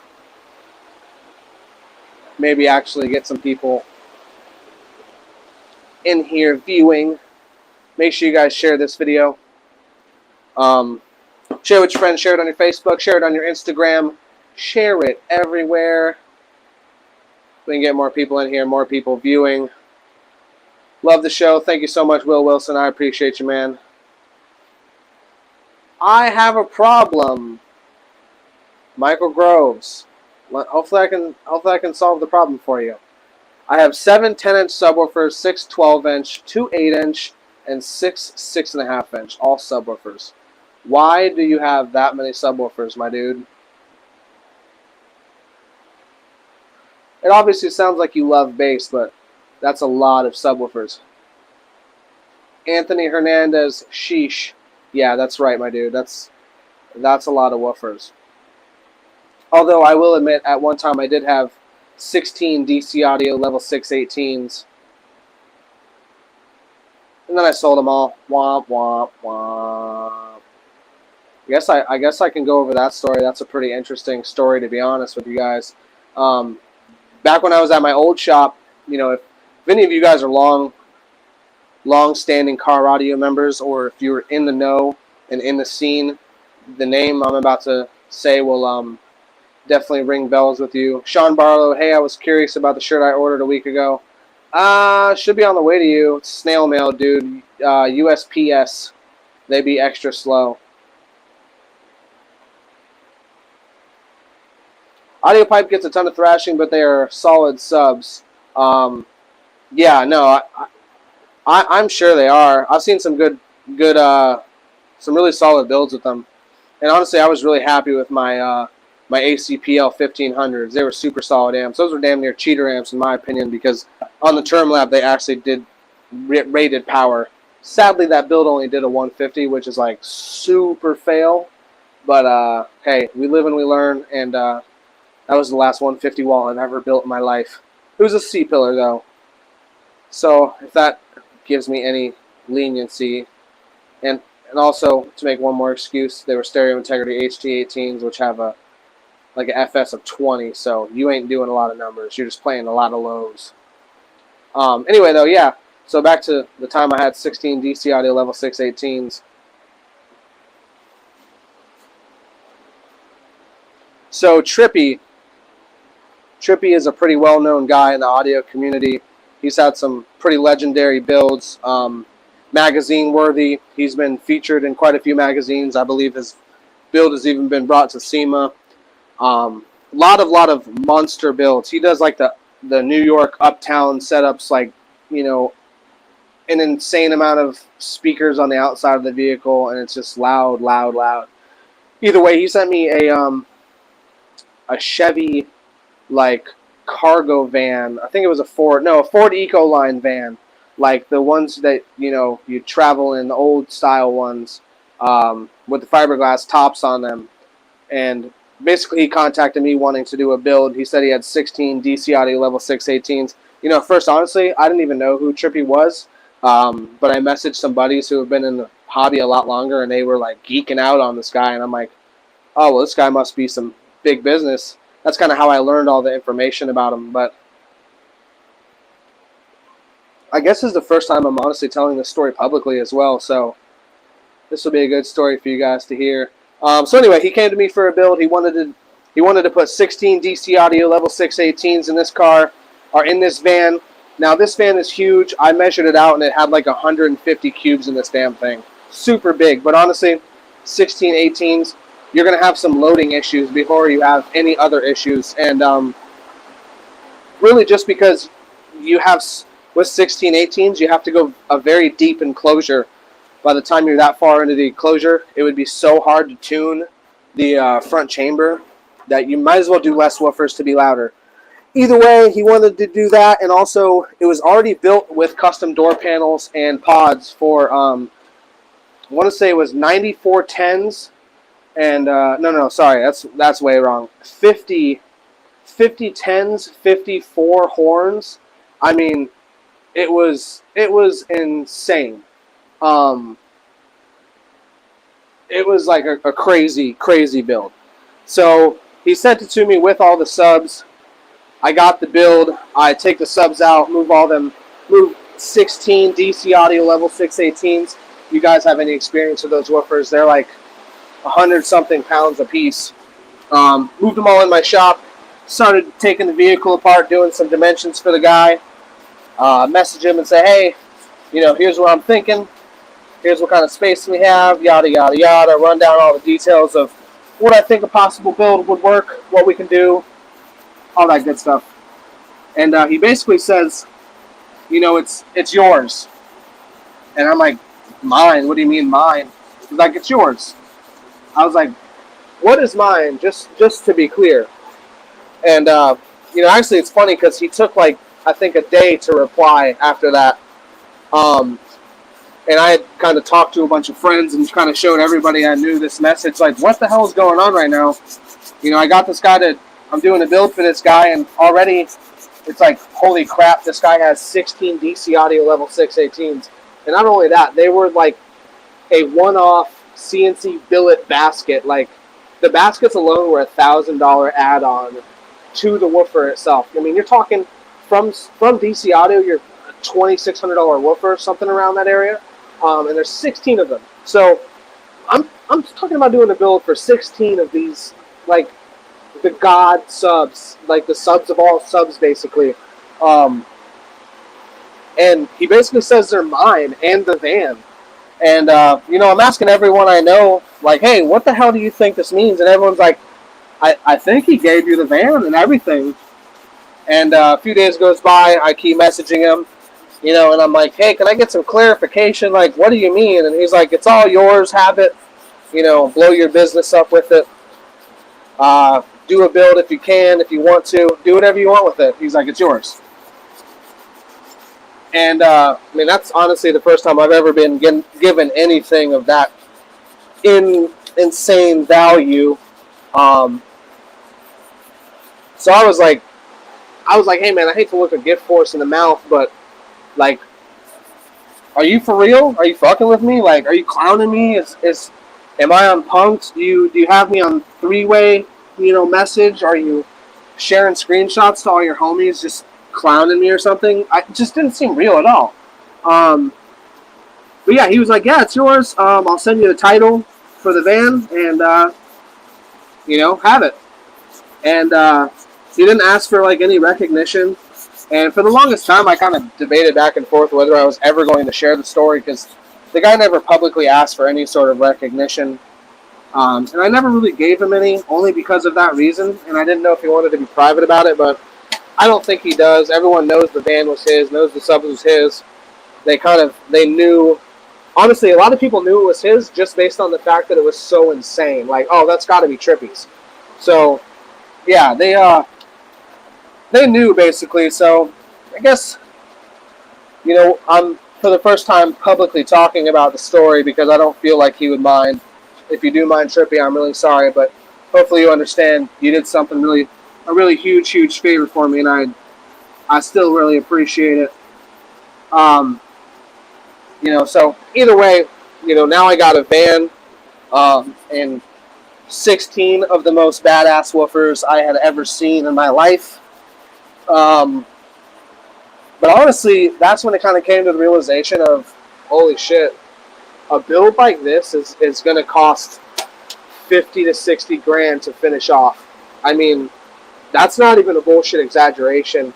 When I priced out batteries and amps and wire for him, before he said, hey, you can have the van, even at my cost, it was upwards of 50 grand just in materials for just the equipment he didn't have yet.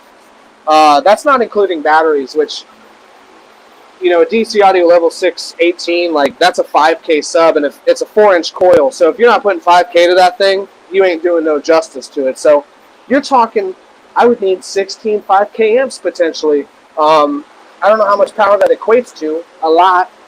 So I'd either need a lot of power or a lot of power. Either way, I mean, I would need so many amps, so many watts, and a power plant to ever power that thing. Not to mention in that, the electrical required, the batteries, and then the alternators was another situation as well, because with the Ford Eco vans, like the travel vans, the engine bay is really, the transmission hump is actually inside, or the engine hump is actually partly inside the van. Long story short, you can't really make dual brackets for it, so I would have had to pay a fabricator to custom fabricate a bracket like that for me. Anyway, the guy gave me the van. It was super sick. I kind of came to then realize, though, that I was way over my head as far as being able to ever complete a build like that in any sort of time frame. I mean, I'm still a very small business even as is, and I kind of had to think about it. Like, yeah, it would be cool to have a build like that. Yes, it would be advertisement, but if I'm going to spend $50,000 on something, I'm going to buy myself a CNC. And I think it would be the smartest thing to do, honestly, if I would ever have that kind of cash, or not if I would ever have it, but just to put it into one project. Putting it into something for advertisement wouldn't make as much sense as putting it into something that could potentially speed up my production time tenfold. So I kind of parted it out, to be honest. I actually gave away the van for free because it was given to me. I gave it to my buddy Kenny Littlefield, who owns Littlefield Designs. He's in somewhere in Florida. I can't remember off the top of my head. He's in Florida though. But I gave him the van. Hopefully he'll eventually do something with it as a promotion. The woofers kind of sold off in small groups. The thing that sucks about a woofer like that is, one, when someone buys a woofer that's not, and these things were brand new, never used, never powered, never seen a wire taken apart, nothing. A lot of them were still sealed, taped in the box, but these subs had also been sitting for 6 years, I think, or something insane like that. They've been sitting for a really long time. Trippy had planned this build way in advance. And I think maybe even he might have at the time realized that, holy shit, a build like this is going to cost an unreal amount of money. I mean, although I know for a fact he could have definitely afforded such a build.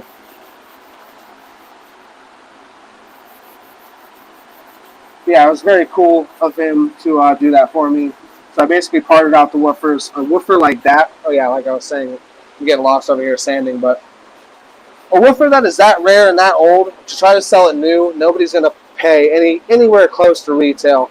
I ended up selling each sub for a maximum of $500 a piece, I'm pretty sure, in the end. I even ended up trading 4 of them for a car, which is kind of crazy. Trade 4 subs for a whole car, but yeah, it was a lowered Honda Accord, VTEC Accord. I think it was a 2005. Pretty fun little car, little ricer. It kind of sparked my fancy when my buddy Jerry sent pictures to me as a possible trade, and I'm like, you know what? I kind of want a daily. That'd be cool.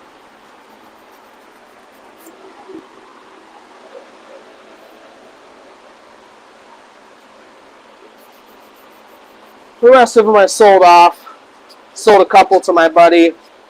You know, he had the same issue where doing a build like that is just so financially demanding. It's hard for a regular person to justify spending that kind of cash. I mean, let me know in the comments below what you guys have in your builds, but you know, when you get those builds that are upwards of $50, $60, $70 to $100,000 just in audio equipment for some of these extreme builds, that's insane. And I can't see myself spending that much money into it. I don't know if you guys can. If you can, let me know. Or if you have a build of that nature, hey, drop it in the comments below. Let me know what you got. Most of those guys who are doing that, though, are heavily sponsored. You know, there's really almost no such thing as a full sponsorship anymore. So, you know, none of those builds you're seeing, those guys are getting it completely for free. But I promise you, they're not paying full price. We are an hour and 50 minutes into this video. For you guys watching, thank you so much for tuning in. If you've been watching this whole time, holy shit, you've been watching me sand for a long time. And I'm sorry about that. If you're just tuning in, this is an enclosure for 2 Sundown Audio 15s. I'm sanding up this primer.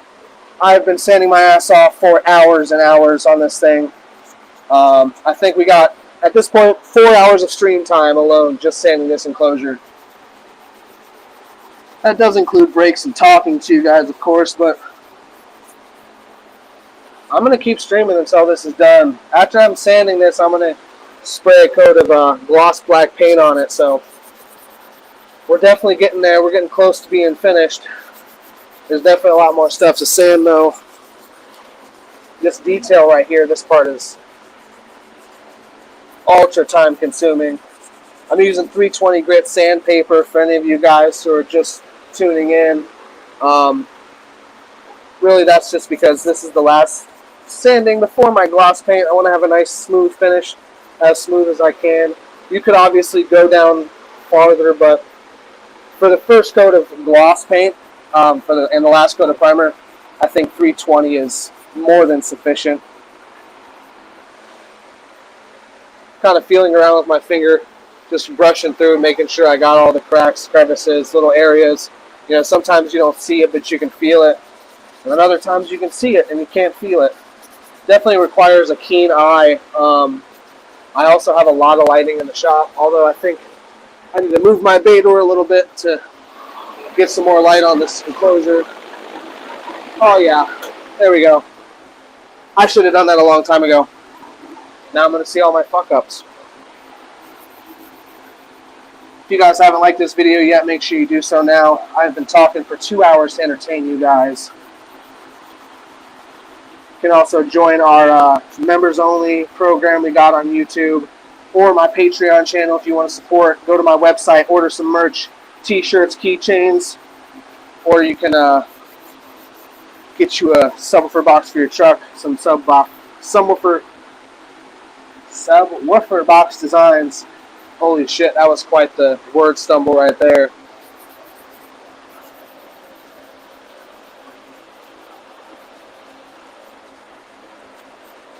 Should make like a bloopers reel of all the times I stumble over my words talking to you guys. Get a nice shot of my crotch right there when I got up. Sorry about that, dudes, or whoever may be watching at this point. YouTube, don't kick me. And I need more sandpaper. This is getting pretty insane. All right, we're gonna take some time to get some comments. Drop some comments below. Let's get them comments in there. If you haven't liked the video, make sure you do so right this very instant. Show me some love. Send me some super chats. Share this video to your friends, wherever you'd like. All right, let's read through some comments, see what we got here.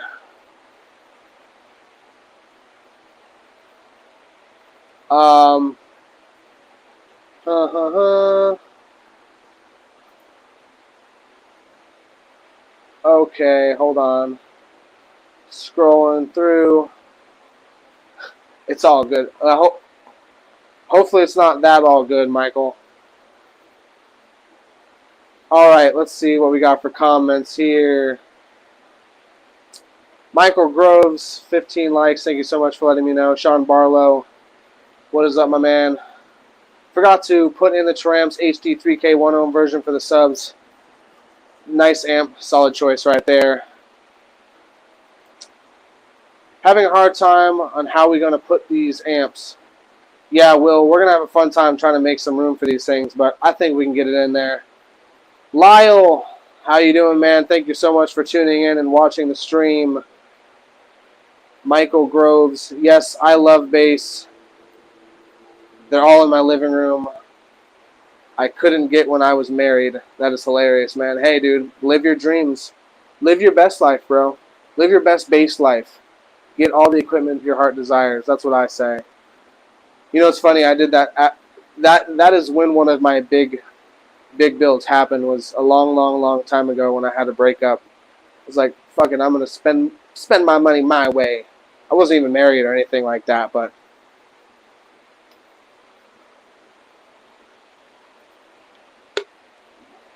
All right, let's see what we got here. Trying to scroll through some of these other comments. Michael Groves, I just wanted to see how different subwoofers are. I have 2 systems and switch between subwoofers. Hey, man, if that's what you're into, definitely go for it. I used to build boxes all the time for like the same subs in my build, just trying out different variations and changing stuff up. So I know when you're in the hobby, doing it for hobby, it's pretty fun to try to change different things up in your build. Sean Barlow, 2K so far. That's a pretty good chunk of change on the build. Will Wilson, going to be close to 10,000. I'm sure it will be, dude, after everything, especially after you buy this limitless lithium Cyber 12K. Michael Groves, 1728. Almost read that wrong. Beautiful piece of art. Thank you so much. Living room for me. You're putting these all in your living room system?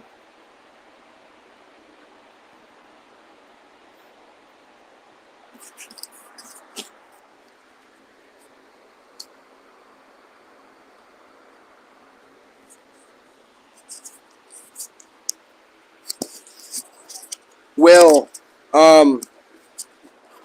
stop by tomorrow night. Actually, I'm really trying to get this damn thing painted tonight.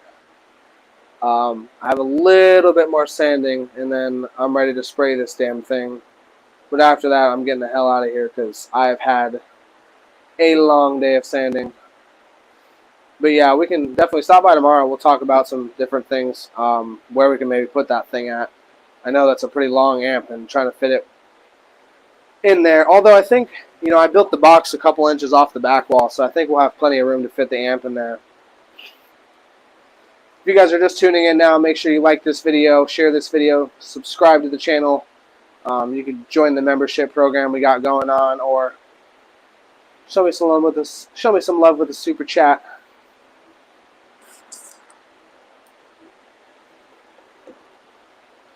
We're going to give a couple more minutes for comments. Let me see what you guys want to know. leave some comments below. Drop some comments.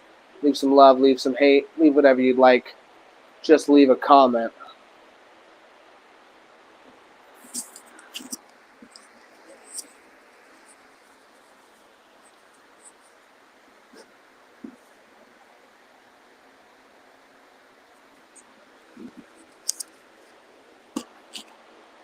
If you're just tuning into the stream, let me know who you are. Introduce yourselves.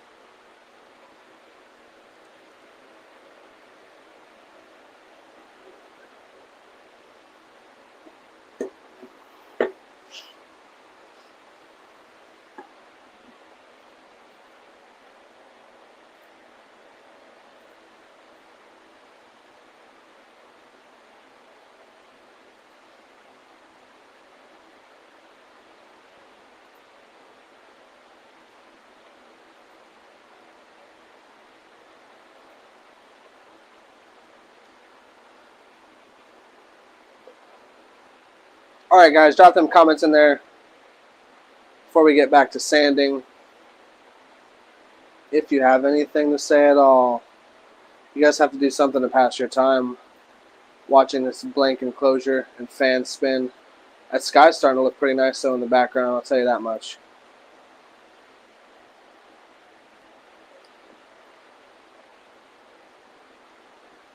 I don't know how the hell I managed to talk for 2 hours. Thank you, Will. I will see you tomorrow for sure. Yeah, we'll have to look at some stuff, man. The fun thing is going to be loading this enclosure. I swear the sub box alone probably weighs 200 pounds. Sean Barlow, thank you so much for the $5 super chat. I think, wow, I got to look up where you can, I'm sure there's somewhere I can find all the super chats sent over time, but I'm sure this is not, I'm certain this is not your first. Maybe even your second, possibly your third.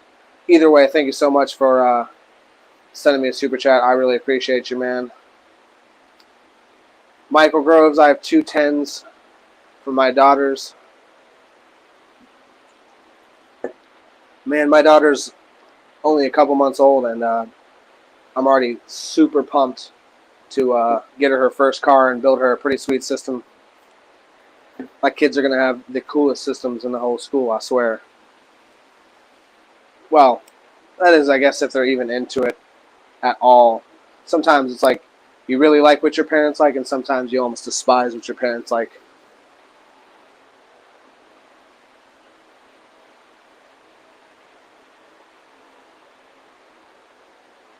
We got 7 viewers. Make sure you guys go share this channel out there.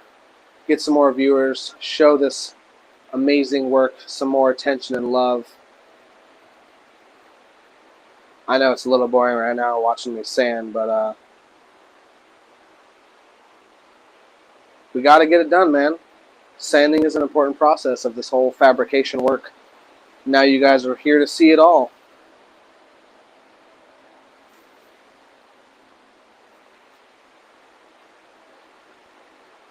Have a good night, Will. She's doing great, dude. I love it. Fatherhood is the best thing I've ever done with my entire life. I can see why all you parents brag about it so damn much. I can see that it's a pretty amazing experience.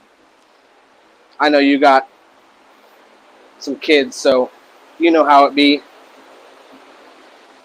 Alright, I hope this is the last piece of 320 grit sandpaper I have to use, because if not, I'm going to be pretty upset. I'm almost out of this whole pack right here.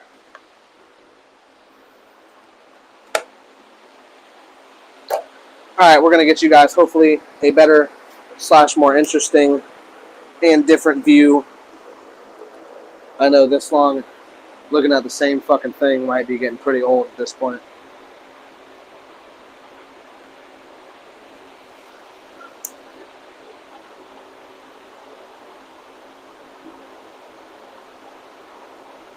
Alright, now you can look at the same thing from a different angle. Here, we're going to switch it up completely for you guys. Up, if my cord wants to reach for me. As I've said before, we got good boxes, bad camera work. That's how we That's how we do it here.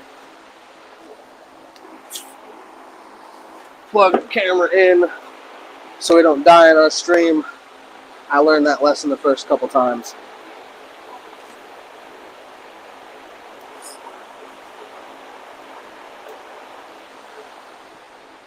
All right, and we are almost back to sanding. Drop them comments in the chat. Drop them 1728s in the chat. Spam the chat 1728s. More comments, the more people we can get viewing this stream, guys. I'd really appreciate it. Stop making me beg.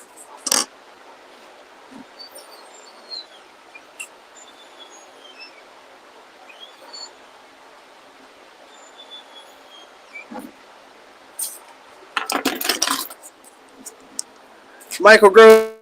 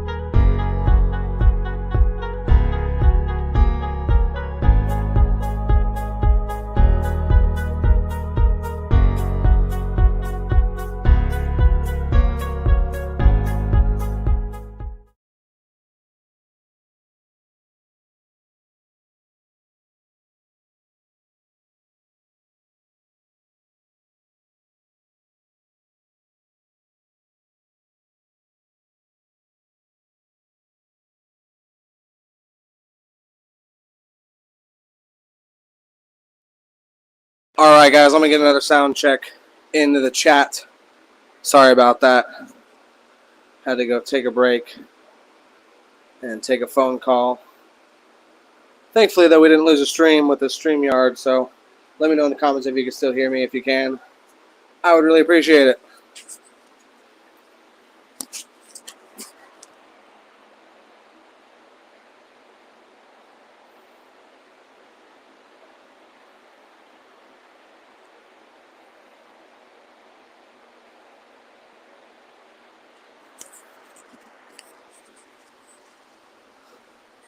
Sound check. Let me get a sound check, people. I need somebody's help here.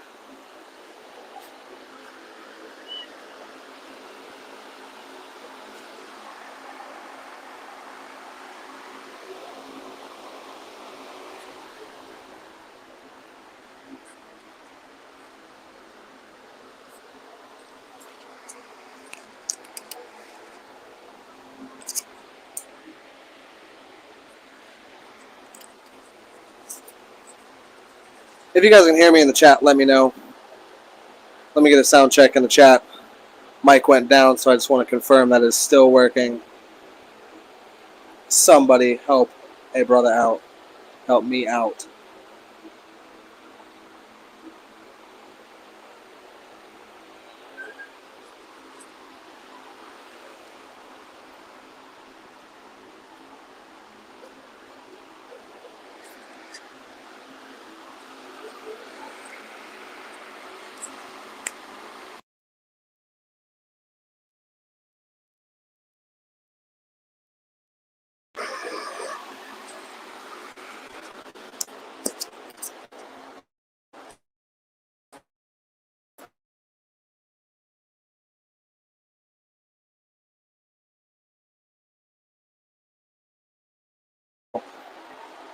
We're going to keep rocking with it. We'll be back to sanding. Had to reset the chat and reset the stream. Thankfully with the StreamYard, I don't actually lose you guys. And I was able to play you something, hopefully to keep your viewership.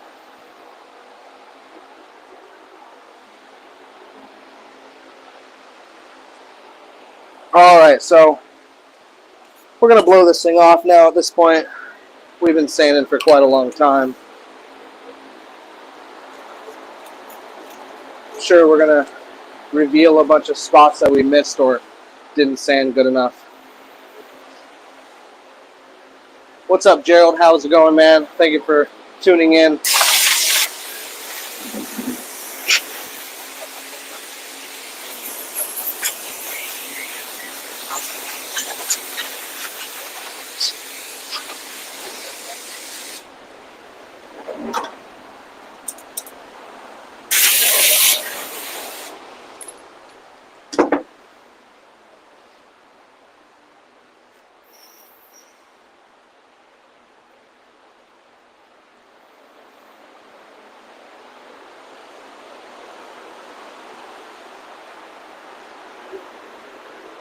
Alright, let's get a slightly different view for you guys going.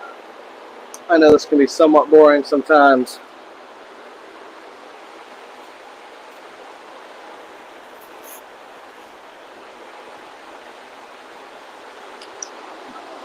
Alright, we gotta blow this thing off. We're almost done sanding. Getting so close, thankfully.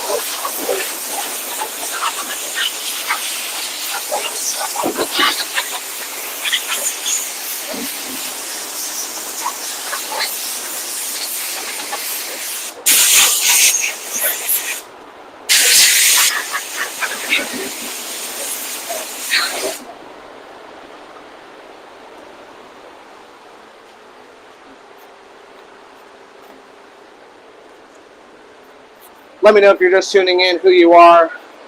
Drop your comment in the chat. Introduce yourself.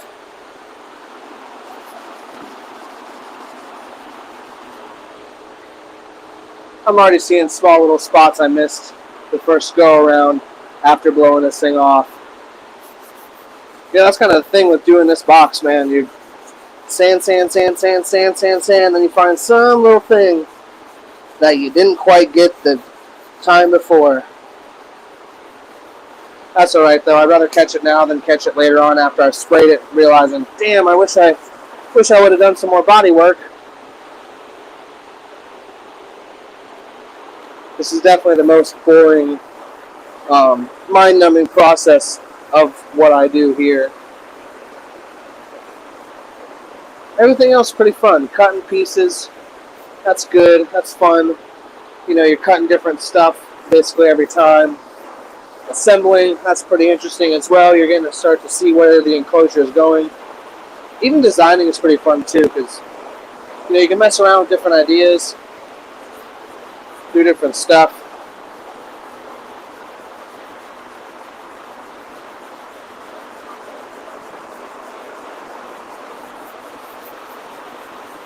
You know, I'll probably never get this perfect, so at some point you kind of have to call it good, but it's really hard to figure out where to do that at, especially, you know, in my situation, I've already spent so much damn time. Sometimes you're like, what's an extra 10 minutes or 20 minutes or whatever? Although, as you guys can see, it's a ton of sanding. That's what 20 minutes is.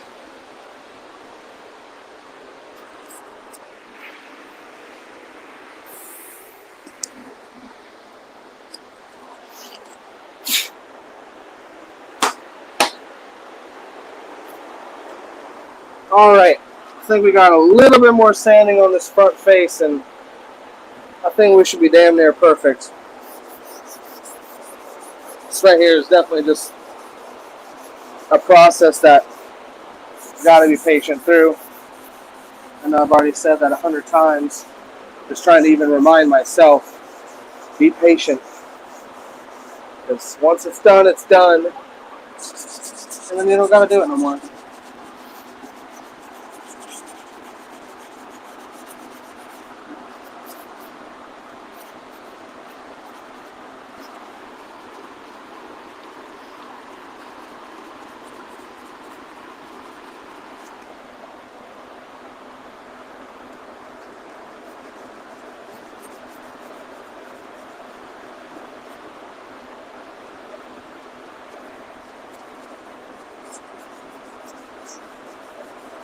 If you guys have any base-related questions while you're here, feel free to ask me.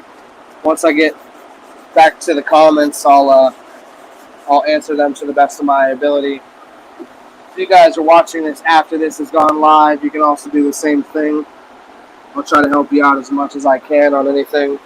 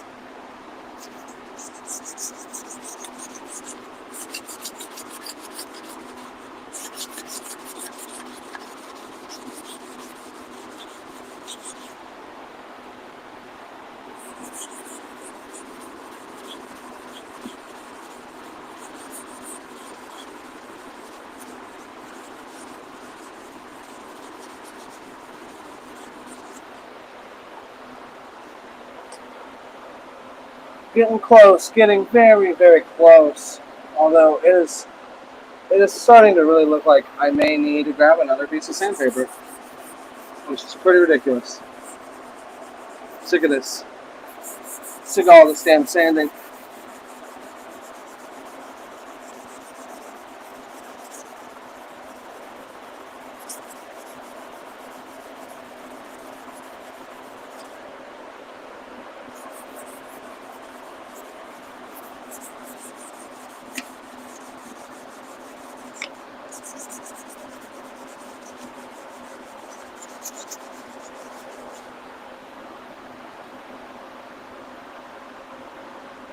There's so many little contours and angles and bends to this damn thing. I think I'm going to get some 220 to try to, well, take down more aggressively, or quicker rather, because it's really taking me a lot of time to get anywhere on this stuff. Too much time.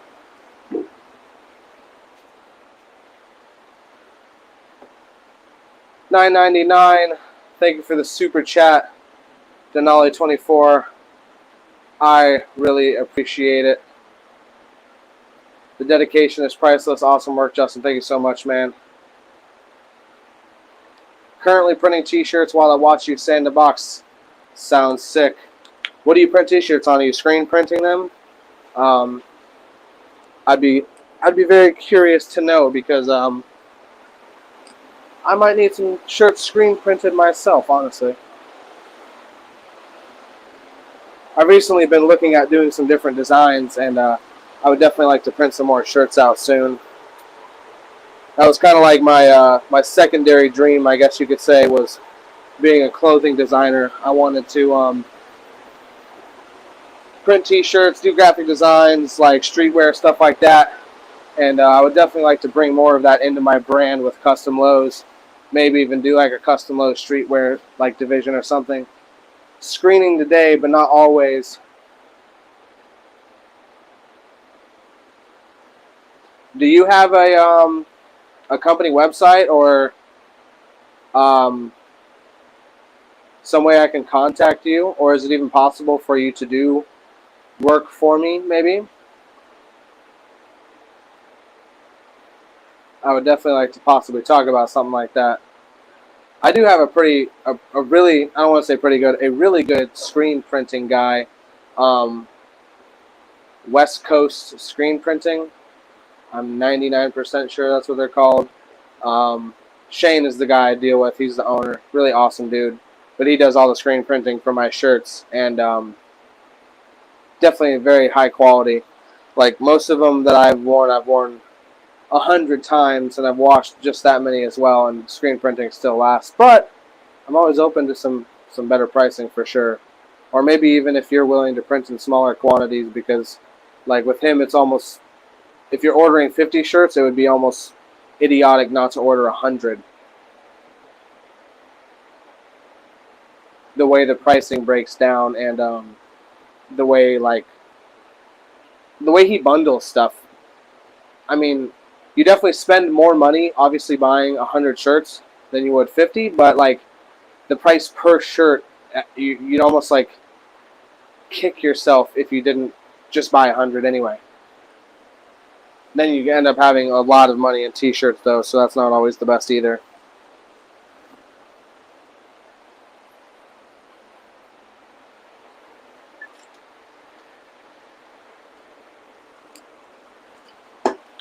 I'll tell you what, I am going to be ready for this sanding to be done and over with.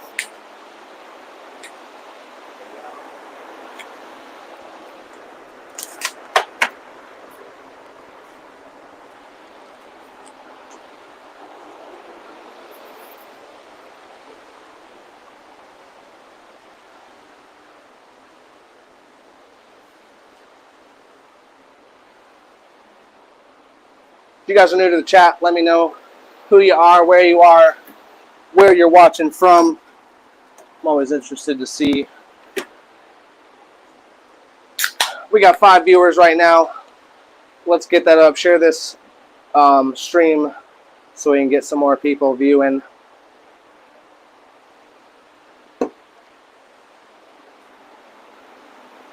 some pretty fun sanding I got going on right now, you know?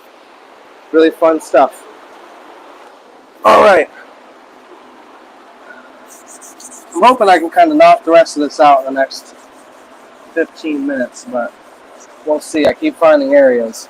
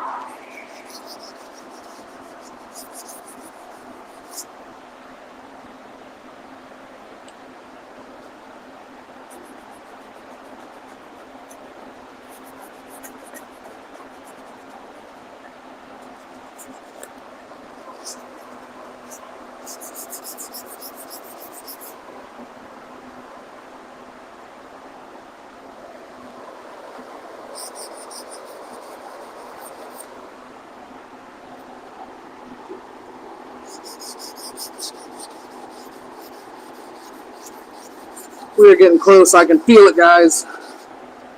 It feels so smooth. I can literally feel it.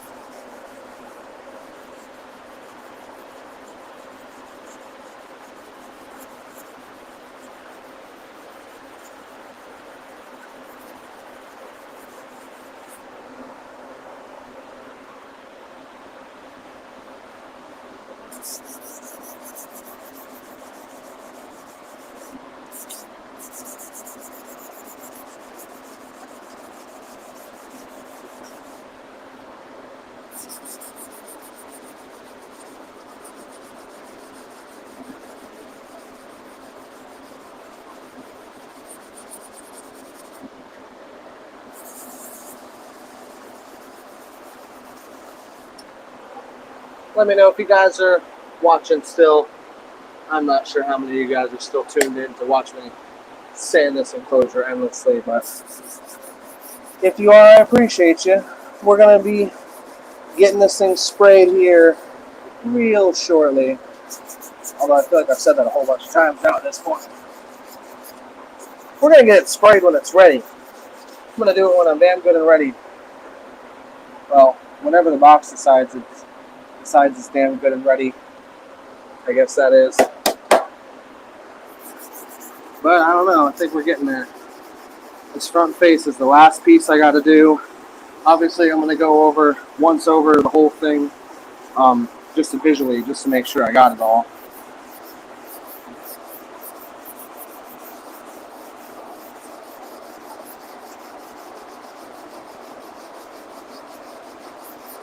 Obviously, at a certain point, you do have to kind of call it good enough.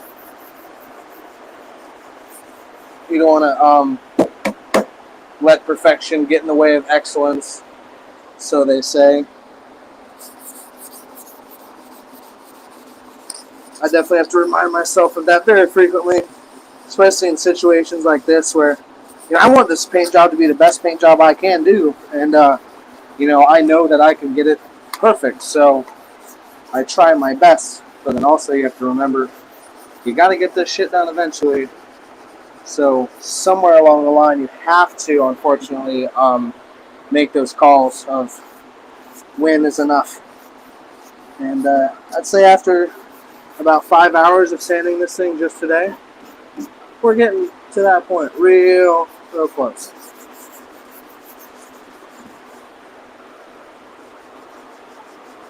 You gotta pay careful attention to the transition. In the port, I did gloss white, and it's basically going to be gloss white until this line. You guys can't see it all that well, but white's about the middle point of the port, or the ending of the port rather, and it's going to go into the gloss black. But you got to watch out because that primer buildup is going to be getting pretty thick. You don't want it too thick because then you're going to have a hump between your two layers. And to try to feather that out, it's going to be really hard in the end. So you got to make sure you sand that good now in the primer stage even.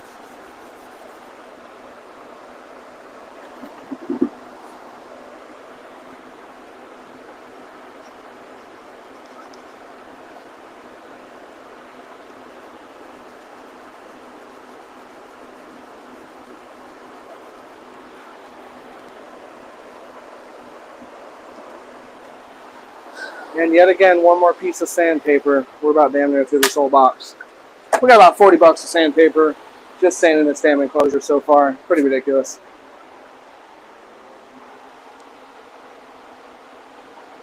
No Love G, what's going on? Baton Rouge, Louisiana. How's it going, man? I appreciate you for tuning in.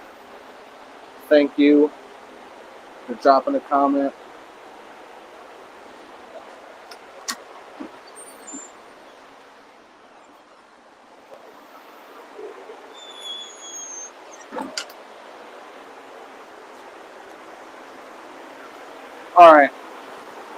Alright, guys, we're going to take a short intermission, couple minutes.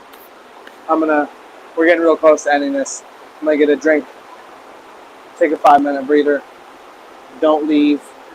We will be back. Not even 5 minutes, so just don't leave anywhere. Don't leave anywhere. You have all my respect, Justin. I've been waiting a long time for this bad boy, but you're making it do what it do. I appreciate you, buddy. Oh, this is your enclosure. Sweet. I'm glad. Hey, man. I'm glad you are seeing the insane amount of work that goes into sanding this insane freaking thing. Like I said, guys, we're going to take a quick intermission. Don't go anywhere. We will be back very, very shortly. We're going to get this dang thing sprayed up already. Got a little bit of sanding left, but other than that, we're close. We're so close.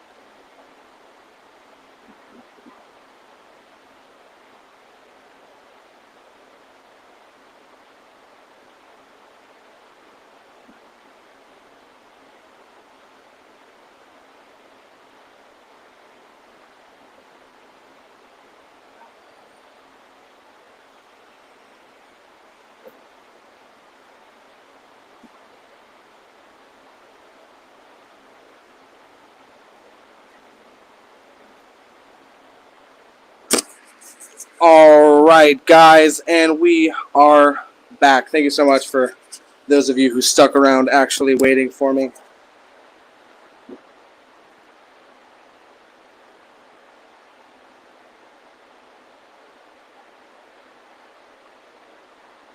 If you're still viewing this, thank you so much. Drop them 1728s in the comments. Let me know you're here. If you're watching this after it has been live streamed, do the same if you're watching this damn far into the video. If you watch 2 hours and 41 minutes into this video, I don't know. I might have to be a little worried about that. Maybe.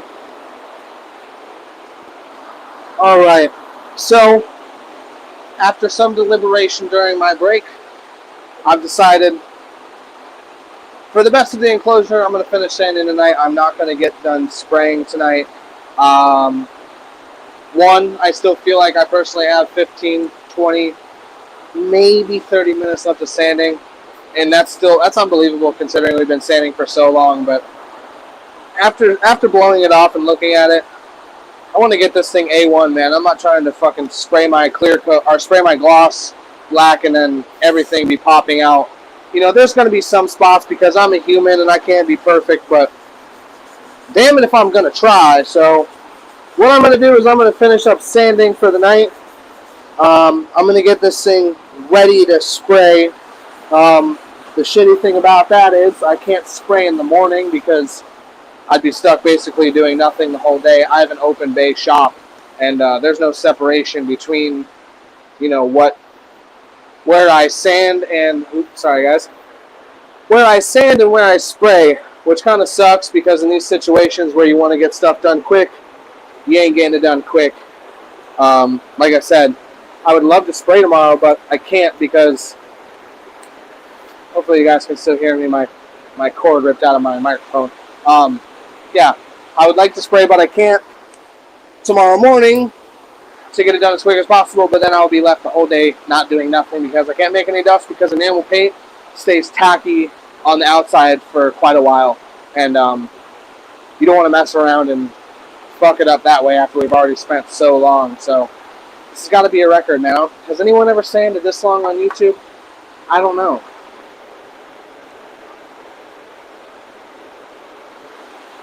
And we're going to continue to hope that the audio is still good to go. We're going to see if we can switch this angle up a little bit for you guys. Like I said, I know this is probably like watching paint dry. You're watching paint be sanded, it's even slower, I'd say.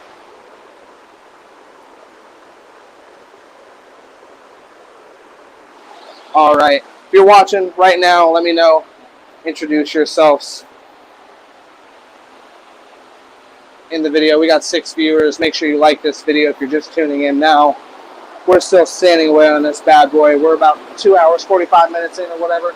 2:45, I'm just about right into sanding. We've been talking a little bit, but mostly sanding, and I tell you what, we're still going. I'm just really giving this thing a really good once over. I want to go through everything. You don't want to risk hours of work for minutes of laziness, I guess you could say. This is what really separates the boys from the men in box building world. Who's going to do this kind of finish work? I mean, honestly, not many. I promise you that much right now. You know, it's like in the video I have discussing how long certain things take, why box building takes so long, why it takes me so long, because I do stuff like this. And I had some guy get on my case like, oh, you think you're doing something special, you're not. And I'm like, no, I am, because I know most people ain't doing quality like this. Yeah, they might do some gloss paint finishes, but they're not going to put as much time and effort into sanding as I am. And you can't just say it's because I'm slow, because there's no way I'm that damn slow. There's no way. Dexter Freeman, thank you so much for tuning in and watching. I appreciate you. We got 7 viewers. Everybody, If you're new to the video, let me know where you're from, where you're watching from, why you're watching, how you're watching. Just drop a comment below is the most important thing. We're getting pretty damn good, guys. Like I said, I'm just kind of being anal retentive at this point, but there's still some small stuff that you're going to see. And I've already signed myself up to get this thing perfect, so I'm going to see this mission through, damn it. We're going to be streaming tomorrow again when I do the gloss paint. We'll probably even stream before then. I got some other projects going on, but we'll see. If you guys like the streams, let me know in the comments below. I'd really appreciate your feedback. That's what I'm doing this for you viewers, for you guys who are watching, my fans, my foes, my friends, whoever you may be. Although I doubt anyone who dislikes me is going to watch me sand for this damn long. So, thank you.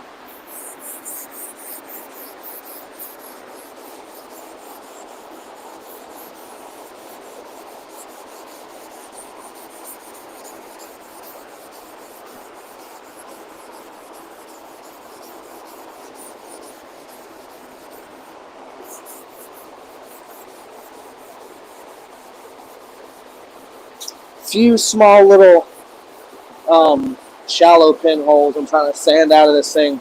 Now I might have a pinhole here in one small section, obviously, but you don't want to take out too much from one section trying to get that away, so you're going to have to kind of feather that out and sand from top to bottom until that one little space is sanded right.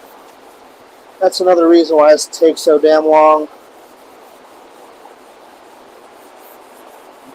I know there's going to be somebody later on who tells me, hey man, you should have done it this way. Hey, if you got a quicker way, please let me know, because I'd like to speed this process up.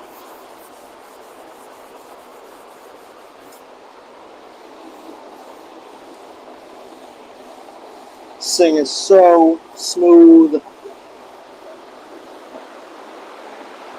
It's feeling good, looking good. We got a couple more sides I just want to go over visually. A couple more little small things.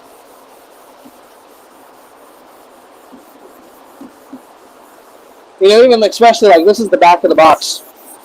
You're likely going to look at this one time when he takes it out of the box, you know, when he takes it out of the packaging, slide it in the car and never see it again, but I want to make sure I do a quality job, even in the spots where the customer is not going to see.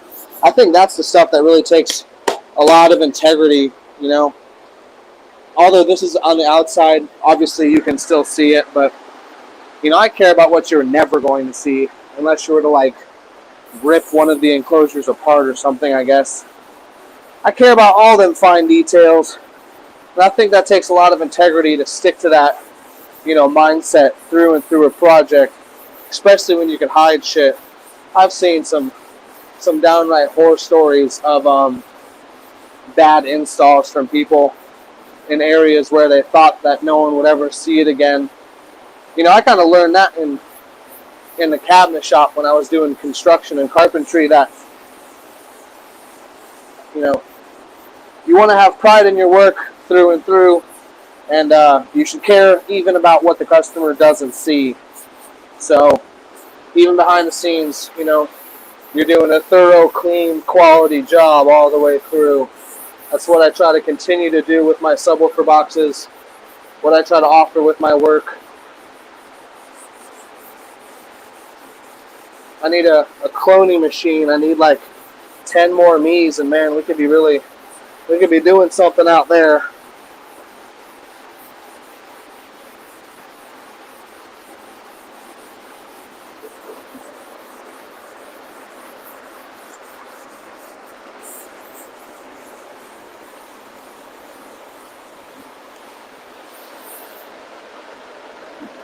Oh, we're so close. So close. Don't call me a liar. I know I've said it a whole bunch of times, but I mean it this time. I probably meant it the last times too, but you keep finding shit, man, I swear.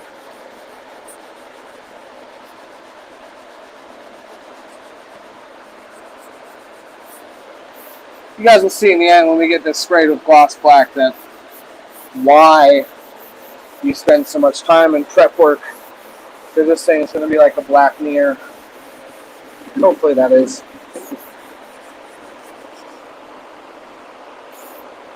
Ooh.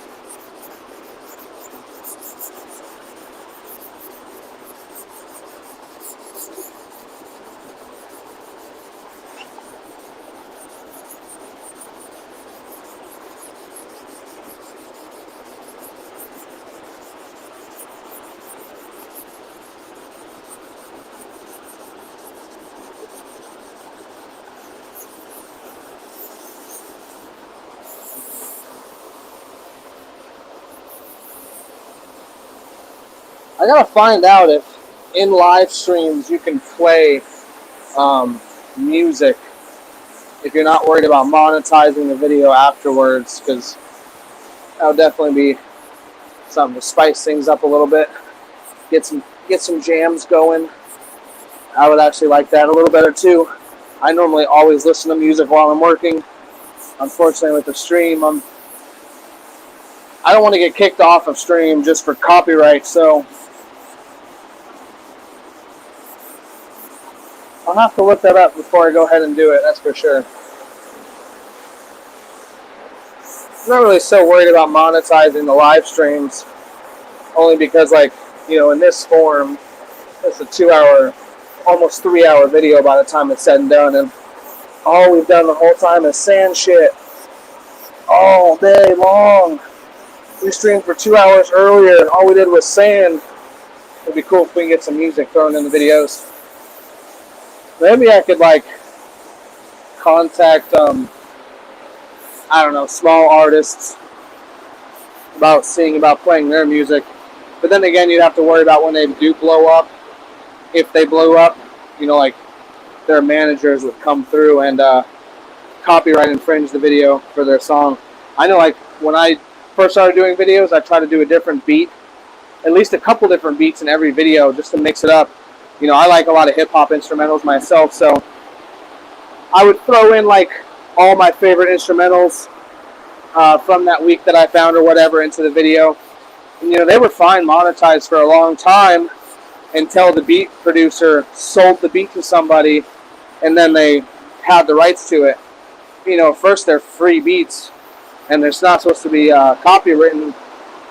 I could probably fight against it, being that it was before the copyright actually happened, but I ain't trying to do all that. I had someone make me, Evan on the radio is what he goes by on Instagram. He made me a custom instrumental for my videos specifically, so I don't have to worry about any of that trademark infringement crap. Yeah, because sometimes they'll tag you for playing like 10 seconds of a song, like, and then you don't make money on your whole video throughout the whole. It might be an hour-long video, but 10 seconds of it gets you to monetize for the whole video, so I don't want to go through that. It sucks. Maybe I'll just have to try. Maybe on tomorrow's stream I'll just have to try to play music and see if I get kicked off. Although I really don't want to catch a strike either. That's a whole nother thing. Alright, I think we're good, man. If not, we're pretty fucking close. I keep saying that and then I go back over and I realize, oh man, I gotta sand this little spot or this little spot.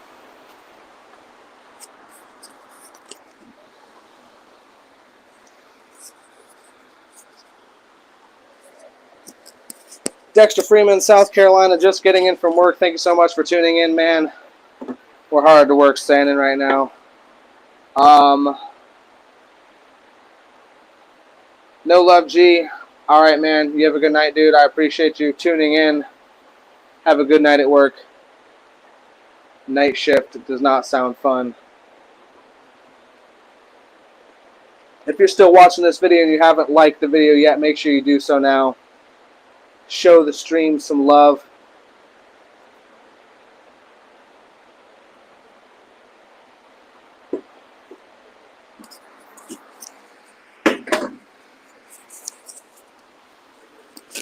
All right, we're gonna blow this puppy off, and hopefully we're done. Sanding, that is. This color.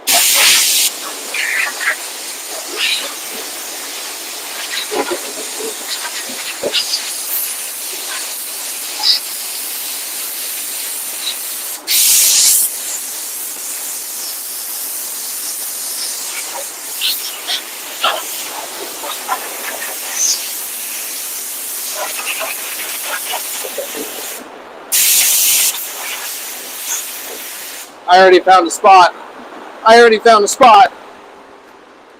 I swear, never ends. Never ends. I should change the title to this video, Never Ending Sanding.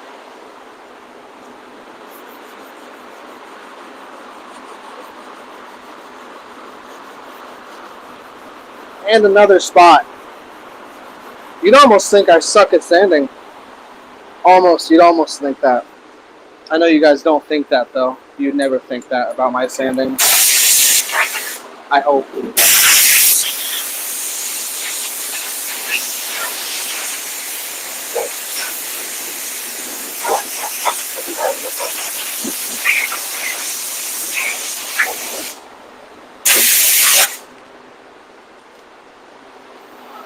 Alright. Another small spot. Tell you what, man, this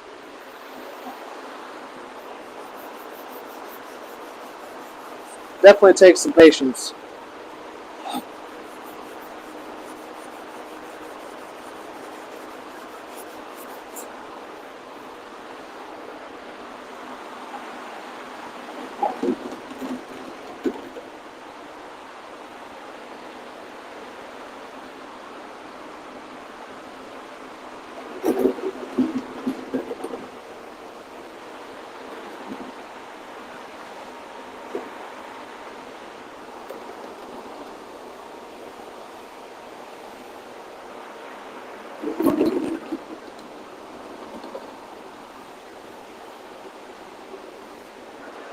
All right, I'd say that's good.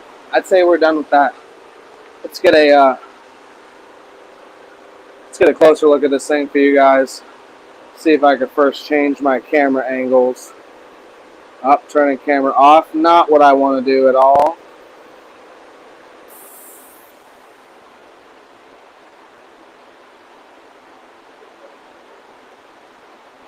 All right. That should work. Let's see here. Loading. Trying to get my front camera to go in. So you guys can get a closer look at this damn thing. It's looking really good. For some reason, it's giving me some issue with the camera switching though.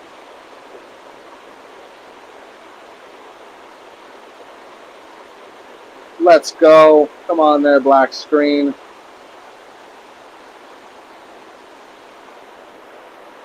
Three hours into sanding so far. Let's try this. Camera off. Camera back on. There we go. We got it. Like I said, bad camera work, beautiful boxes. You can't get both. You only get one of them. So here it is, guys. Like I said, tons of sanding. We'll get in here real close for y'all so you guys can see what's going down here. This thing is looking really good. Hopefully And I really don't think it does. The camera, I don't think, does it any justice. You really can't feel how damn smooth it is.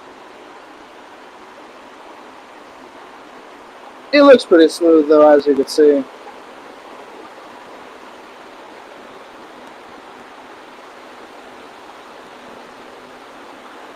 That's not supposed to happen. Now my camera's freaking out on me. We're going to get this figured out, maybe. I don't know. Let's see. Camera. See, it switched back to front camera for some reason. I don't know how that happened.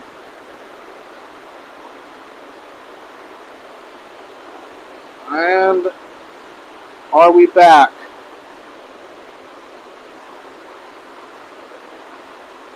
Let's see if we can get this thing to work again. It definitely does not like switching cameras, that's for sure.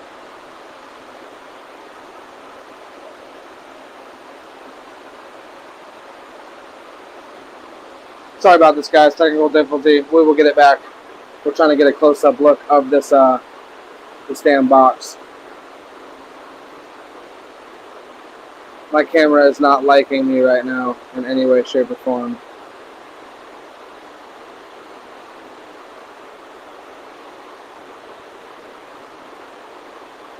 There we go. We're back. Hopefully it stays on this time. I don't know what the hell happened, but yeah.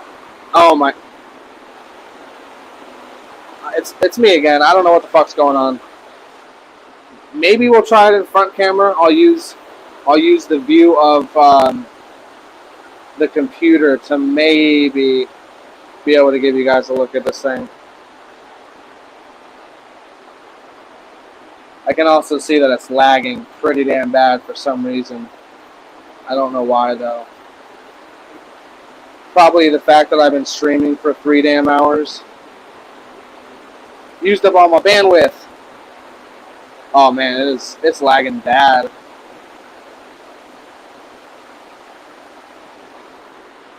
Alright guys, well, thankfully, that's about all we're doing for the night.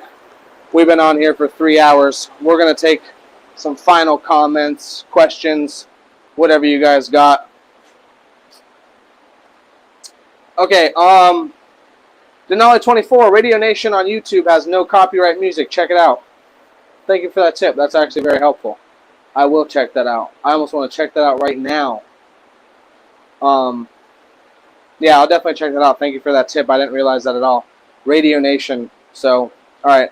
I'll go check that out. So, for tomorrow's stream, we may have some tunes. If for some reason you're crazy enough to be watching this far into the video, live stream or even after the stream is over, make sure you give me a like on this video. Drop me a comment below. Drop me a lot of comments below. Subscribe to the channel.